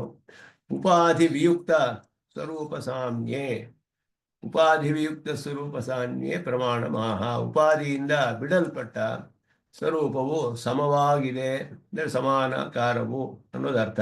ಅದಕ್ಕೆ ಪ್ರಮಾಣವನ್ನು ವಿದ್ಯಾವಿನಯ ಸಂಪನ್ನೆ. ಬ್ರಾಹ್ಮಣಾದೇಹ ಉತ್ಕರ್ಷೆ ಇತರೇಷಾಂ ಅಪಕರ್ಷೆ ಚ ಶಾಸ್ತ್ರಸಿದ್ಧೇಪಿ ಸಮದರ್ಶಿತ್ವಂ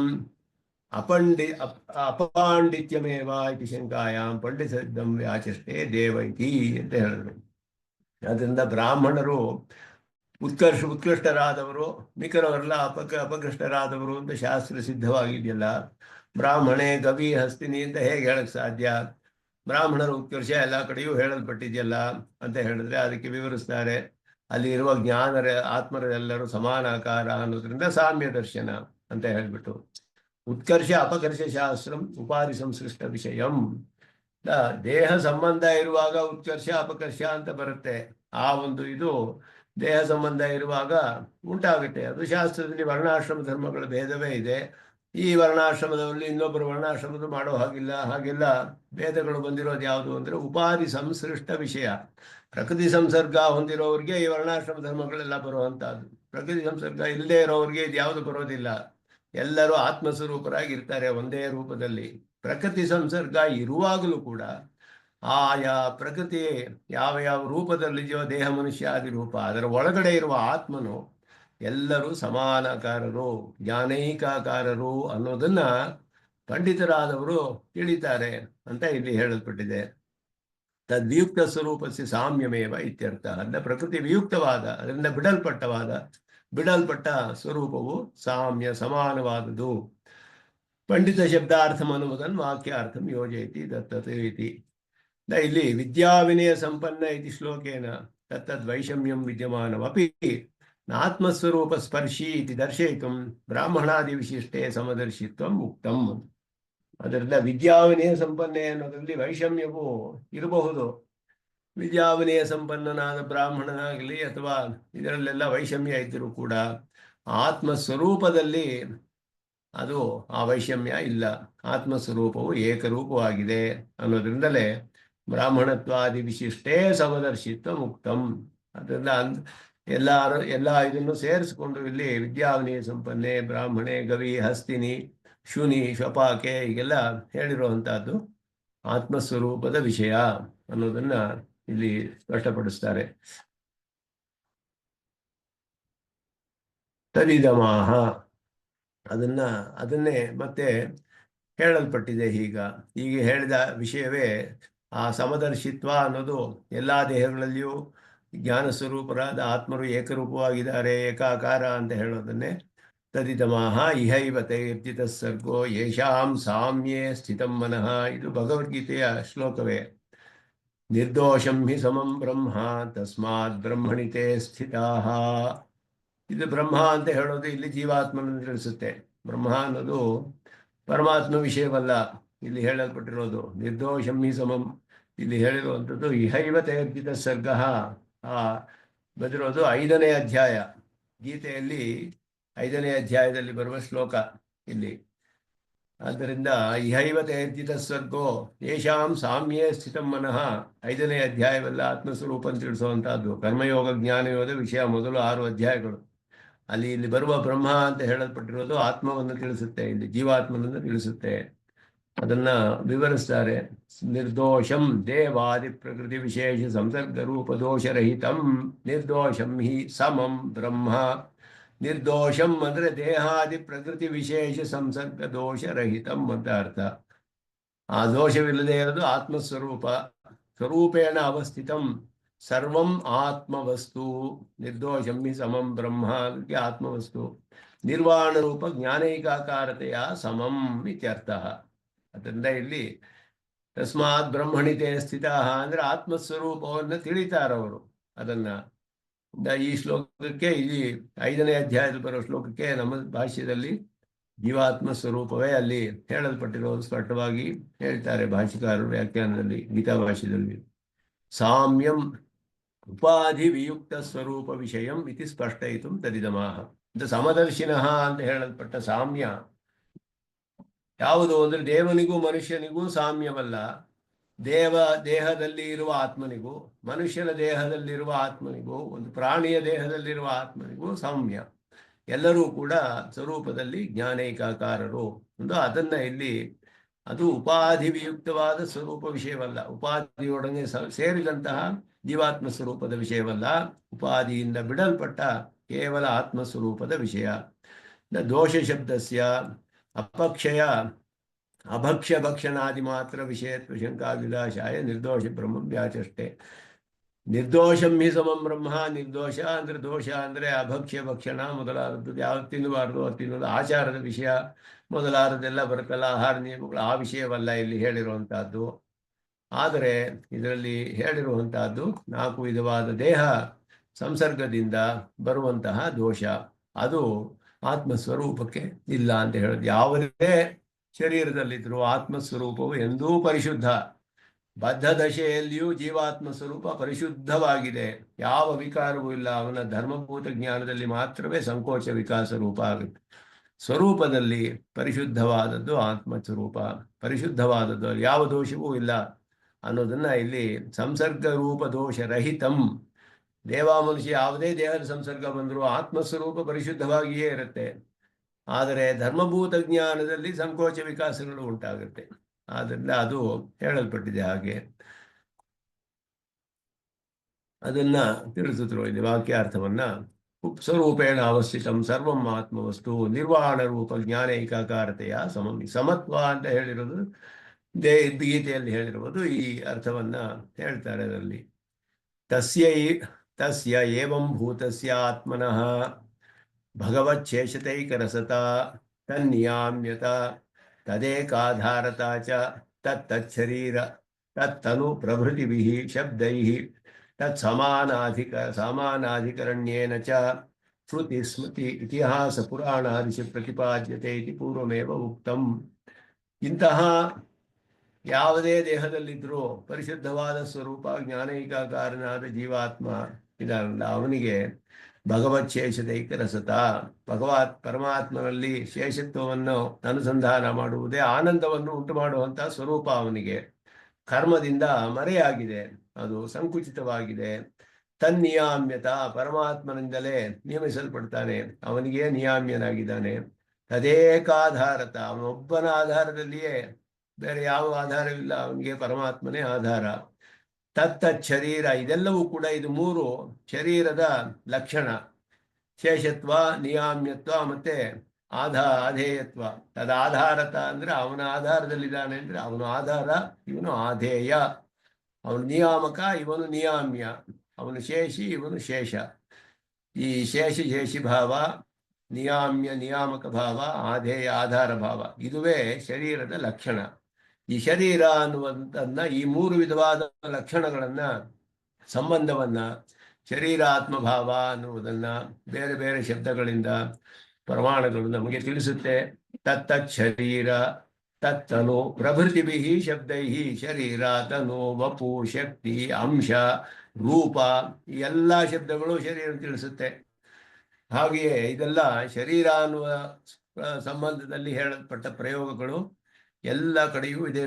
ಶ್ರುತಿ, ಸ್ಮೃತಿ, ಇತಿಹಾಸ, ಪುರಾಣಗಳಲ್ಲಿ ಒಂದು ಕಡೆ ಶರೀರ, ಸೂತ್ರಗಳಲ್ಲಿಯೂ ಹೇಳಿದೆ. ಒಂದು ಕಡೆ ಅಂಶ ಅನ್ನತ್ತೆ, ಒಂದು ಕಡೆ ತನು, ಒಂದು ಕಡೆ ವಪು ಅಂತ ಹೇಳಿದೆ, ಒಂದು ಕಡೆ ಆತ್ಮ ಶರೀರ ಭಾವ ಹೇಳಲ್ಪಟ್ಟಿದೆ, ಒಂದು ಕಡೆ ರೂಪ ಅಂತ ಹೇಳಿದೆ, ಒಂದು ಕಡೆ ಶಕ್ತಿ ಅಂತ ಹೇಳಿದೆ. ಈ ಶಕ್ತಿ, ರೂಪ, ಅಂಶ, ತನು, ವಪು ಎಲ್ಲವೂ ಕೂಡ ಶರೀರಕ್ಕೆ ಪರ್ಯಾಯ ಪದಗಳಾಗಿ ಹೇಳಲ್ಪಟ್ಟಿದೆ. ಚೇತನಾಚೇತನ ಪದಾರ್ಥಗಳಿಗೂ ಪರಮಾತ್ಮನಿಗೂ ಇರುವ ಸಂಬಂಧ ವಿಷಯದಲ್ಲಿ ಆ ಒಂದು ದೃಷ್ಟಿಯಿಂದಲೇ ಆ ಸಾಮಾನಾಧಿಕರಣ್ಯವು ಹೇಳಲ್ಪಟ್ಟಿದೆ. ಸಾಮಾನಾಧಿಕರಣ್ಯೇನ ಚ ಸ್ಮೃತಿ, ಶ್ರುತಿ, ಸ್ಮೃತಿ, ಇತಿಹಾಸ, ಪುರಾಣಾದಿಶು ಪ್ರತಿಪಾದ್ಯತೆ ಸ್ಪಷ್ಟವಾಗಿ ಹೇಳಲ್ಪಟ್ಟಿದೆ. ಅದಕ್ಕೆಲ್ಲ ಇಲ್ಲಿ ಪ್ರಮಾಣಗಳನ್ನು ಕೆಲವು ತೋರಿಸ್ತಾರೆ. ಮುಕ್ತ ಕ್ರಮೇಣ ಉಪಪಾದ್ಯತ್ವೇನ ಪ್ರಾಪ್ತಸ್ಯ ಭಗವದಾತ್ಮಕತ್ವಸ್ಯ. ಇಲ್ಲಿ ಈ ಕ್ರಮದಲ್ಲಿ ಹೇಳಲ್ಪಟ್ಟ ಪರಮಾತ್ಮನೇ ಎಲ್ಲಕ್ಕೂ ಆತ್ಮ ಅನ್ನುವುದನ್ನ ಪ್ರಾಗೇವ ಉಪಪಾದಿತತ್ವ ಮೊದಲೇ ಹೇಳಲ್ಪಟ್ಟಿತು. ತಸ್ಯ ಏವಂ ಇತ್ಯಾದಿನ ಪ್ರಪತ್ತವಂತರೇಣ ಮೋಕ್ಷ ಸಿದ್ಧವು ಪ್ರಮಾಣಮಾಹ. ಇದಕ್ಕೇನು ಇಲ್ಲಿ ವಿವರಿಸಲಿಲ್ಲ, ಬೇರೆ ಕಡೆ ವಿವರಿಸ್ತಾರೆ ಶರೀರ ಆತ್ಮಭಾವದ ವಿಷಯವನ್ನ. ಎಲ್ಲ ಪ್ರಮಾಣವನ್ನು ಕೊಟ್ಟು ಒಂದೊಂದು ಕಡೆ ಒಂದೊಂದು ವಿಧದಲ್ಲಿ ಹೇಳಲ್ಪಟ್ಟಿದೆ. ವಪುಹು, ಶಕ್ತಿ, ಅಂಶ, ರೂಪ, ಶರೀರ, ಈ ಶಬ್ದಗಳೆಲ್ಲ ಅನೇಕ ಪ್ರಮಾಣಗಳಲ್ಲಿ ಹೇಳಲ್ಪಟ್ಟಿದೆ. ಭಾಷ್ಯದಲ್ಲಿಯೂ ಅದನ್ನೆಲ್ಲ ಉದಾಹರಿಸ್ತಾರೆ, ಪ್ರಮಾಣಗಳನ್ನೆಲ್ಲ. ಅದು ಪರಮಾತ್ಮನನ್ನು ಆತ್ಮನಾಗಿ ಉಳ್ಳದು ಅನ್ನೋದನ್ನೆಲ್ಲ ಇಲ್ಲಿ ಹೇಳಿಯಾಗಿ, ಮತ್ತೆ ಪ್ರಪತ್ತಿ ಮಾಡಿದ್ರೇನೆ, ಅವನ ಆಶ್ರಯಿಸಿದ್ರೇನೆ ನಮಗೆ ಮೋಕ್ಷ ಅನ್ನೋದಕ್ಕೆ ಪ್ರಮಾಣವನ್ನು ತಿಳಿಸ್ತಾರೆ. ದೈವಿ ಯಶ ಗುಣಮಯಿ ಮಮ ಮಾಯಾ ದುರತ್ಯಯ ಮಾಮೇವಯೇ ಪ್ರಪದ್ಯಂತೆ ಮಾಯಾಮೇತಾಂ ತರಂತಿತೆ. ಅವನ ಅದಕ್ಕೆ ಪ್ರಪತ್ತಿ ಮಂತರೇಣ ನೋಪಪದ್ಯತೆ ಅಂತ ಭಾಷಿಕಾರರು ಹೇಳಿರೋದು. ಗೀತೆಯಲ್ಲಿ ಸ್ಪಷ್ಟವಾಗಿ ಮಾಮೇವಯೇ ಪ್ರಪದ್ಯಂತೆ ಮಾಯಾಮೇತಾಂ ತರಂತಿತೆ. ಅವು ಯಾರಿಂದಲೂ ದಾಟಕ್ಕೆ ಸಾಧ್ಯವಿಲ್ಲ, ತಪ್ಪಿಸ್ಕೊಳ್ಳೋಕ್ಕೆ ಸಾಧ್ಯವಿಲ್ಲ. ಈ ಮಾಯಾ ಅಂತ ಹೇಳಲ್ಪಟ್ಟಿರೋದು ಆಶ್ಚರ್ಯ ಶಕ್ತಿ ಎನ್ನುವ ಅರ್ಥದಲ್ಲಿ ಬರುತ್ತೆ. ಪ್ರಕೃತಿಗೆ ಹೇಳಿರೋದು ಹಾಗೆಯೇ. ಪ್ರಕೃತಿಯು ಆಶ್ಚರ್ಯ ಸ್ವರೂಪವಾಗಿದೆ. ಇಲ್ಲಿ ಪ್ರಕೃತಿ ಮಂಡಲದಲ್ಲಿ ಎಷ್ಟು ವಿಧವಾದ ರೂಪದಲ್ಲಿ, ಎಷ್ಟು ವಿಧವಾದ ವಸ್ತುಗಳು, ಎಲ್ಲ ಪ್ರಕೃತಿಯ ಪರಿಣಾಮಗಳು, ಅವಸ್ಥಾ ವಿಶೇಷಗಳು, ಒಂದೊಂದಕ್ಕೆ ಒಂದೊಂದು ಆಶ್ಚರ್ಯವಾದ ಶಕ್ತಿ ಇದೆ. ಅಗ್ನಿಗೆ ದಾಹಕ ಶಕ್ತಿ, ವಾಯುಗೊಂದು ಶಕ್ತಿ, ತೇಜಸ್ಸು ಒಂದು ಶಕ್ತಿ. ಈ ಎಲ್ಲಕ್ಕೂ ಕೂಡ ಬೇರೆ ಬೇರೆ ರೂಪದಲ್ಲಿ, ಆಕಾಶ, ಇದೆಲ್ಲ ಪದಾರ್ಥಗಳು ಕೂಡ ಅದು ಬೇರೆ ಬೇರೆ ರೂಪದಲ್ಲಿ, ಅನಂತವಾದ ರೂಪಗಳಲ್ಲಿ ಇದ್ದು ಅದಕ್ಕೆ ಆಶ್ಚರ್ಯವಾದ ಶಕ್ತಿಗಳು ಒಂದೊಂದು ಪದಾರ್ಥದಲ್ಲಿಯೂ ಕಂಡು ಬರುತ್ತೆ. ಈ ಆಶ್ಚರ್ಯತ್ವವನ್ನು ತಿಳಿಸೋದಕ್ಕೆ ಮಾಯಾ ಅನ್ನುವ ಶಬ್ದ ಪ್ರಕೃತಿಗೆ ಹೇಳಲ್ಪಟ್ಟಿದೆ. ಅದು ದೈವಿ ಗುಣಮಯೀ ಮಾಯಾ, ಮಮ ಮಾಯಾ ಅಂದ್ರೆ ನನ್ನ ಅಧೀನದಲ್ಲಿರುವಂತಹದ್ದು ಅಂತ ಅರ್ಥ. ಪರಮಾತ್ಮನು ಮಮ ಮಾಯಾ ಅಂದರೆ ನನಗೆ ಶೇಷಭೂತವಾದದ್ದು, ನನ್ನ ಅಧೀನದಲ್ಲಿಯೇ ಇರೋದು. ಈ ಪ್ರಕೃತಿಯು ಕೂಡ ನಾನೇ ಸಂಕಲ್ಪ ಮಾಡಿ ಅದನ್ನ ವಿಕಾರವನ್ನು ಹೊಂದಿ ಮಾಡಿ ಸೃಷ್ಟಿ ಎಲ್ಲ ಮಾಡ್ತೀನಿ ಅಂತ ಹೇಳೋದು. ಗುಣಮಯಿ, ತ್ರಿಗುಣಗಳಿಗೆ ಆಶ್ರಯವಾದ ದ್ರವ್ಯ ಪ್ರಕೃತಿ ಅನ್ನೋದು. ಮಾಯಾ ಅನ್ನೋದು ಇಲ್ಲಿ ದ್ರವ್ಯ, ಅದು ಪ್ರಕೃತಿ. ಇದು ತ್ರಿಗುಣಕ್ಕೆ ಆಶ್ರಯವಾಗಿದೆ. ಸತ್ವ, ರಜಸ್ಸು, ತಮಸ್ಸು ಅನ್ನುವ ಮೂರು ಗುಣಗಳನ್ನು ಹೊಂದಿರುವಂತಹ ಪದಾರ್ಥ ದ್ರವ್ಯ. ಅದು ಪರಮಾತ್ಮನಿಗೆ ಸೇರಿದುದು. ಅದರ ಸಂಬಂಧವನ್ನ ಸ್ವತಂತ್ರವಾಗಿ ಈ ಜೀವಾತ್ಮನು ತಪ್ಪಿಸ್ಕೊಳ್ಳೋಕ್ಕಾಗೋದಿಲ್ಲ, ಬಿಡಿಸ್ಕೊಳ್ಳೋದಕ್ಕೆ. ಪರಮಾತ್ಮನಿಗೆ ಪ್ರಪದ್ದಿ ಮಾಡಿದ್ರೇನೆ ಅದು ಸಾಧ್ಯ. ಮಾಮೇವಯೇ ಪ್ರಪದ್ಯಂತೆ ಮಾಯಾಮೇತಾಂ ತರಂತಿತೆ ಇತಿ ತಸ್ಯ ಆತ್ಮನಃ ಕರ್ಮಕೃತ ವಿಚಿತ್ರ ಗುಣಮಯ ಪ್ರಕೃತಿ ಸಂಸರ್ಗ ರೂಪಾತ್ ಸಂಸಾರಾತ್ ಮೋಕ್ಷ ಭಗವತ್ ಪ್ರಪತ್ತಿ ಮಂತರೇಣ ನೋಪಬತ್ಯೇತ್ಯುಕ್ತಂ ಭವತಿ. ಅದನ್ನೇ ಇಲ್ಲಿ ಪ್ರಕಟಪಡಿಸ್ತಾರೆ. ಈ ಆತ್ಮನಿಗೆ ಕರ್ಮಕೃತ ವಿಚಿತ್ರ ಗುಣಮಯ ಪ್ರಕೃತಿ ಸಂಸರ್ಗ ರೂಪಾತ್ ಸಂಸಾರಾತ್. ಈ ಸಂಸಾರ ಅನ್ನೋದಕ್ಕೆ ಇದು ಲಕ್ಷಣ. ಇದು ಕರ್ಮಕೃತವಾದದ್ದು, ವಿಚಿತ್ರವಾದ ಗುಣಮಯವಾದ ಪ್ರಕೃತಿಯ ಸಂಸರ್ಗ ರೂಪವಾದದ್ದು. ಇದನ್ನ ಸಂಸಾರ ಅನ್ನುವ ಇದರಿಂದ ಮೋಕ್ಷ ತಪ್ಪಿಸಿಕೊಳ್ಳೋದು ಭಗವತ್ ಪ್ರಪತ್ತಿ ಮಂತರೇಣ ನೋಪಪದ್ಯತೆ ಇತಿ ಉಕ್ತಂ ಭವತಿ. ಶ್ರುತಿ ಪ್ರಮಾಣವನ್ನು ತೋರಿಸ್ತಾರೆ. ನಾನ್ಯಃ ಪಂಥ ಅಯನಾಯ ವಿದ್ಯತೆ ಇತ್ಯಾದಿಭಿ ಶ್ರುತಿಭಿಶ್ಚ. ಶ್ರುತಿಗಳು ಕೂಡ ಇದನ್ನ ಸ್ಪಷ್ಟವಾಗಿ ತಿಳಿಸುತ್ತೆ. ಅಂದ ಗುಣಮಯಿ ಅಂತ ಹೇಳುವಾಗ ಇತ್ಯನೇನ ಮಾಯಾಶಬ್ದ ಪ್ರಕೃತಿವಾಚಿ ಇತಿ ಗಮ್ಯತೆ. ಗುಣಮಯವಾದದ್ದು ಅಂತ ಹೇಳಿದ್ರೆ 3 ಗುಣಗಳನ್ನಕ್ಕೆ ಆಶ್ರಯವಾದದ್ದು ಅಂತ ಅರ್ಥ. ಗುಣಗಳನ್ನ ಪಡೆದಿರುವಂತಹದ್ದು 3 ಗುಣಗಳು. ಅದನ್ನ ಇಲ್ಲಿ ವ್ಯಾಖ್ಯಾನ ಮಾಡ್ತಾರೆ. ತಸ್ಯ ಸ್ವತಃ ಶುದ್ಧಸ್ಯಾಪಿ ಉಪಾಧಿತಃ ಮಲಿನಸ್ಯ ಇತಿ ಭಾವಃ.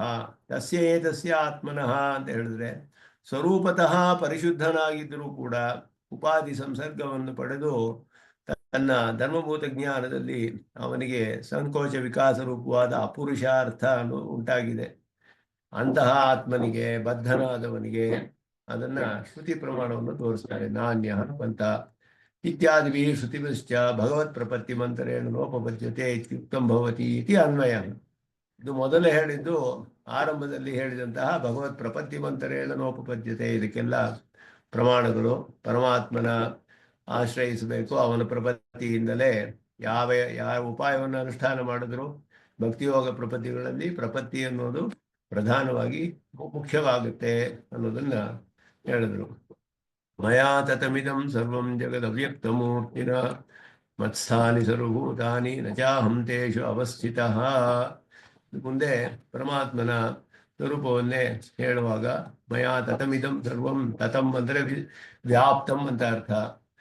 ಮಯಾ ತತಂ ಇದಂ ಸರ್ವಂ, ಎಲ್ಲವೂ ಚೇತನಾಚೇತನಾತ್ಮಕವಾದ ಪ್ರಪಂಚವೆಲ್ಲವೂ ನನ್ನಿಂದ ವ್ಯಾಪ್ತವಾಗಿದೆ. ಜಗತ್, ಈ ಸರ್ವಂ ಜಗತ್ ಅವ್ಯಕ್ತ ಮೂರ್ತಿನ, ನಾನು ಅವ್ಯಕ್ತನಾಗಿದ್ದುಕೊಂಡು ಎಲ್ಲವನ್ನು ವ್ಯಾಪಿಸಿದ್ದೇನೆ ಅಂತರ್ಯಾಮಿಯಾಗಿ. ಮತ್ಸ್ಥಾನಿ ಸರ್ವಭೂತಾನಿ, ಎಲ್ಲವೂ ನನ್ನ ಆಧಾರದಲ್ಲಿದೆ. ನಚಾಹಂ ತೇಷು ಅವಸ್ಥಿತ, ನಾನು ಅವುಗಳ ಆಧಾರದಲ್ಲಿಲ್ಲ. ನನ್ನ ಆಧಾರದಲ್ಲಿ ಅದು ಹಾಗೆ ನಾನು ಅವುಗಳ ಆಧಾರದಲ್ಲಿಲ್ಲ, ಅಂತರ್ಯಾಮಿಯಾಗಿ ಇದ್ದೀನಿ ಅಂತ ಅರ್ಥ. ನಚ ಮತ್ಸ್ಥಾನಿ ಭೂತಾನಿ ಪಶ್ಯಮೇ ಯೋಗಮೈಶ್ವರಂ. ಇದಕ್ಕೆಲ್ಲ ವಿಶೇಷವಾದ ಅರ್ಥವನ್ನೇ ಹೇಳ್ತಾರೆ. ಅವನ ಐಶ್ವರ ಯೋಗ, ಈಶ್ವರ ಯೋಗ, ಆಶ್ಚರ್ಯವಾದ ಯೋಗವನ್ನ ಸರ್ವಶಕ್ತಿ ಯೋಗ, ಸ್ವೈಶ್ವರ್ಯ ವೈಚಿತ್ರ್ಯಂ ಉಕ್ತಂ. ಇದಕ್ಕೆ ವಿಶೇಷವಾದ ಅರ್ಥ ಹೇಳ್ತಾರೆ ಭಾಷ್ಯಕಾರರು. ಕಥಂ ತಮೇವಂ ವಿದ್ವಾನ್ ಇತ್ಯಾದಿ ವಾಕ್ಯಾನಾಂ ಪ್ರಪತ್ತಿ ಮಂತರೇಣ ಮೋಕ್ಷಾನುಪಪತ್ತಿ ಪರತ್ವಂ. ಇದನ್ನ ಇವರು ಅಧಿಕವಾಗಿ ವಿಚಾರ ಮಾಡೋದು. ಈ ತಮೇವಂ ವಿದ್ವಾನ್ ನಾಣ್ಯಃ ಪಂಥಾಹ ಅಂತ ಹೇಳಿದಾಗ, ತಮೇವಂ ವಿದ್ವಾನ್ ನಾಣ್ಯಃ ಪಂಥ ಏನಾಯ ವಿದ್ಯತೆ ತಮೇವಂ ವಿದ್ವಾನ್ ಅಮೃತಯ್ಯ ಭವತಿ ಅಂತ ಶ್ರುತಿ ಹೇಳುತ್ತೆ. ಅವನನ್ನು ಉಪಾಸನೆ ಮಾಡಿಯೇ ಇವನು ಮೋಕ್ಷವನ್ನು ಪಡೆದುಕೊಳ್ತಾನೆ, ಬೇರೆ ಮಾರ್ಗವಿಲ್ಲ. ನಾಣ್ಯಃ ಪಂಥ ವಿದ್ಯತೆ ಅಯನಾಯ ಹೇಳಿದಾಗ ಇದರಿಂದ ಪ್ರಪತ್ತಿ ಅನ್ನೋದು ಎಲ್ಲಿ ನಮಗೆ ತಿಳಿದು ಬರುತ್ತೆ. ಪ್ರಪತ್ತಿ ಮಂತರೇಣ ಮೋಕ್ಷ ಪ್ರಪತ್ತಿ ಬರುತ್ತೆ ಹೇಗೆ ಹೇಳಕ್ ಸಾಧ್ಯ ಹೇಳಿದಾಗ, ತಮೇವ ವಿದ್ವಾಮಿತಿ ವಾಕ್ಯಾನ ಉಪಾಸನ ವಿಧಿ ಪರತ್ವಾತ್. ವೇದನ ಅನ್ನೋದು ಉಪಾಸನೆಯನ್ನು ತಿಳಿಸುತ್ತೆ. ಉಪಾಸನಸ್ಯ ಚ ಸ್ವನಿಷ್ಪತ್ಯರ್ಥಂ ಪ್ರಪತ್ತಿ ಸಾಪೇಕ್ಷತ್ವಾಚ ಉಕ್ತಾರ್ಥ ಫಲಿತ. ಉಪಾಸನೆಗೂ ಆ ಉಪಾಸನೆಯು ಆರಂಭ ಮಾಡುವುದಕ್ಕೆ, ಪೂರ್ಣವಾಗುವುದಕ್ಕೆ ಪ್ರಪತ್ತಿಯ ಅಪೇಕ್ಷೆ ಇದ್ದೇ ಇದೆ. ಆದ್ದರಿಂದ ಈ ರೀತಿಯ ಅರ್ಥವನ್ನು ಹೇಳುವುದರಲ್ಲಿ ವಿರೋಧವಿಲ್ಲ. ಪ್ರಪತ್ತಿ ಮಂತರೇಣ ವಾಕ್ಯಾರ್ಥ ಜ್ಞಾನ ಮಾತ್ರಸ್ಯ ಉಪಾಯತ ವ್ಯಾವೃತ್ತಿರೇವ ಅಭಿಪ್ರೇತ. ಕೇವಲ ವಾಕ್ಯಾರ್ಥ ಜ್ಞಾನದಿಂದ ಅದು ಉಪಾಯವಾಗುವುದಿಲ್ಲ, ಮೋಕ್ಷ ಬರೋದಿಲ್ಲ. ಅಥವಾ ವಿದ್ವಾನ್ ಇತಿ ವೇದನವಾಚಿ ಶಬ್ದ ಉಪಾಸನ ಪ್ರಪದನ ಸಾಧಾರಣ ಇತಿ ಭಾವ. ವಿದ್ವಾನ್ ಅನ್ನೋದು ವೇದನ, ಉಪಾಸನ, ಪ್ರಪದನ ಎರಡಕ್ಕೂ ಸಾಧಾರಣವಾದ ಶಬ್ದ ವೇದನ ಅನ್ನೋದು. ಆದ್ದರಿಂದ ಮೋಕ್ಷ ಪ್ರಪತ್ತಿ ಎನ್ನುವುದು ಉಪನಿಷತ್ತುಗಳಲ್ಲಿ ಹೇಳಲ್ಪಟ್ಟಿದೆ. ಶ್ವೇತಾಶ್ವತರ ಉಪನಿಷತ್ತು ಸ್ಪಷ್ಟವಾಗಿ ಹೇಳಲ್ಪಟ್ಟಿದೆ. ಮುಮುಕ್ಷುರ್ವೈ ಶರಣಮಹಂ ಪ್ರಪದ್ಯೆ ಸರ್ವಸ್ಯ ಶರಣಂ ಸುಹೃತಿ. ಇದೆಲ್ಲ ಪರಮಾತ್ಮನಿಗೆ ಮೋಕ್ಷ, ಪ್ರಪತ್ತಿಯಿಂದ ಮೋಕ್ಷ ಅನ್ನೋದು ಉಪನಿಷತ್ತುಗಳಲ್ಲಿ ಹೇಳಲ್ಪಟ್ಟಿದೆ. ಆದರೆ ಅನೇಕವಾಗಿ ಈ ಬ್ರಹ್ಮವಿದ್ಯೆಗಳಲ್ಲಿ ಉಪಾಸನೆ ಹೇಳಲ್ಪಟ್ಟಿದೆ, ಪ್ರಪತ್ತಿಯೂ ಹೇಳಲ್ಪಟ್ಟಿದೆ. ನಾನಾ ಶಬ್ದಾದಿ ಭೇದಾತ್ ಅನ್ನೋ ಸೂತ್ರದಲ್ಲಿ ಅದನ್ನೆಲ್ಲ ವಿವರಿಸಿದ್ದಾರೆ ಭಾಷಿಕಾರರು ಮತ್ತೆ ಸುದರ್ಶನ ಸೂರಿಗಳು ವ್ಯಾಖ್ಯಾನದಲ್ಲಿ. ಅದರಿಂದ ಇಲ್ಲಿ ವಿದ್ವಾನ್ ಅನ್ನುವ ಶಬ್ದಕ್ಕೆ, ವೇದನ ಅನ್ನುವ ಶಬ್ದಕ್ಕೆ ಎರಡು ಅರ್ಥಗಳನ್ನು ತೆಗೆದುಕೊಳ್ಬಹುದು. ಉಪಾಸನ ಪ್ರಪದನ ಸಾಧಾರಣ ಇತಿ ಭಾವ. ಹಾಗೇನು ಮಾಡಿದ್ರೆ ಅದರಲ್ಲಿ ವಿರೋಧವಿಲ್ಲ ತಿಳಿಸುತ್ತೆ. ಪೂರ್ವೋಕ್ತಸ್ಯ ಭಗವದೇವ ನಿಯಾಮ್ಯತ್ವ ತದೇಕಧಾರ್ಯತ್ವಾದೇ ಪ್ರಮಾಣಂಚ ವದನ್. ಆದ್ದರಿಂದ ಎಲ್ಲ ಇವರು ಭಗವಂತನ ಆಧಾರದಲ್ಲಿಯೇ ಇದ್ದಾರೆ, ಅವನ ನಿಯಮನದಲ್ಲಿಯೇ ಇದ್ದಾರೆ, ಅವನಿಗೇ ಶೇಷಭೂತರಾಗಿದ್ದಾರೆ ಅನ್ನೋಕ್ಕೆ ಪ್ರಮಾಣ ಇಲ್ಲಿ ಹೇಳಲ್ಪಟ್ಟಿದೆ. ಮಯಾ ತತಮಿದಂ ಸರ್ವಂ ಜಗದವ್ಯಕ್ತ ಮೂರ್ತಿನ ನ ಚ ಮತ್ಸ್ಥಾನಿ ಭೂತಾನಿ ಅನ್ನೊಳಗ ನ ಚ ಮತ್ಸ್ಥಾನಿ ಭೂತಾನಿ ಇತ್ಯತ್ರ ಸರ್ವಾತ್ಮಕತ್ವಂ ಮಿಥ್ಯೆ ಇತ್ಯುಚ್ಯತೆ. ಇಲ್ಲಿ ಮಿಥ್ಯಾ ಅಂತ ಹೇಳಿದ್ರು ಅಂತ ಹೇಳ್ತೀರಿ. ಇತಿ ಶಂಕಾಂತರಂ ಚ ಪರಿಹರತಿ ಮಯಾ ಇತಿ ತದ್ವ್ಯಾಚಷ್ಟೇ ಸ್ವೈಶ್ವರ್ಯ ಐಶ್ವರ್ಯ. ಮಯಾ ತತಮಿದಂ ಧರ್ಮಂ ಜಗದವ್ಯಕ್ತ ಮೂರ್ತಿನ ಅಂತ ಹೇಳಿದಾಗ ವ್ಯಾಪ್ತಂ ಅಂತ ಹೇಳಿದ್ಬಿಟ್ಟು ಬ್ರಹ್ಮ ಒಂದೇ ಇರೋದು, ಮಿಕ್ಕಿದೆಲ್ಲ ಮಿಥ್ಯೆ ಅನ್ನುವ ಅರ್ಥ ಮಾಡೋದು ಸರಿ ಇಲ್ಲ ಅನ್ನೋದನ್ನು ತೋರಿಸ್ತಾ ಇದ್ದಾರೆ. ಮಯಾ ತತಮಿದಂ ಸರ್ವಂ ಜಗದ್ ಅವ್ಯಕ್ತ ಮೂರ್ತಿನ ಅಂದರೆ ಈ ಜಗತ್ತೆಲ್ಲ ನನ್ನಿಂದಲೇ ವ್ಯಾಪ್ತವಾಗಿದೆ, ನಾನು ಒಬ್ಬನೇ ಇರೋದು ಈ ಜಗತ್ತಲ್ಲಿ ಏನೋ ಅರ್ಥ ಬರುತ್ತೆ.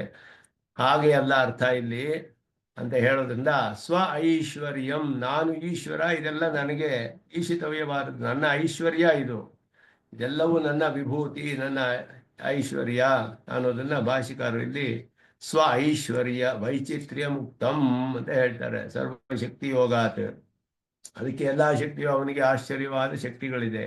ಸರ್ವೋಪೇತಾಚ ತದ್ದರ್ಶನಾತ್, ಬ್ರಹ್ಮಸೂತ್ರದಲ್ಲಿ ಎಲ್ಲ ಶಕ್ತಿಗಳು ಅವನಿಗೆ ಇರುವುದು ಉಪಪನ್ನವಾಗುತ್ತೆ, ಎಲ್ಲ ಶ್ರುತಿಗಳಲ್ಲಿ ಹೇಳಿದೆ.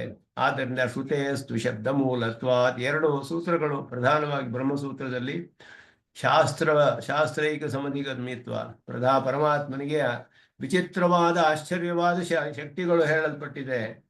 ಅವನು ಒಬ್ಬನೇ ಇರ್ತಾನೆ, ಅನೇಕವೂ ಆಗ್ತಾನೆ, ಅನೇಕವಾಗಿರುವನು ಮತ್ತೆ ಒಬ್ಬನೇ ಆಗ್ತಾನೆ, ಎಲ್ಲವನ್ನು ತನ್ನಲ್ಲಿ ನಾಮರೂಪ ವಿಭಾಗವಿಲ್ಲದಂತೆ ಉಪಸಂಹಾರ ಮಾಡಿಕೊಳ್ತಾನೆ, ಅದಕ್ಕೆಲ್ಲ ಸ್ಥೂಲವಾದ ಆಕಾರಕ್ಕೆ ತೆಗೆದುಕೊಂಡು ಎಲ್ಲಕ್ಕೂ ಆತ್ಮನಾಗಿದ್ದಾನೆ.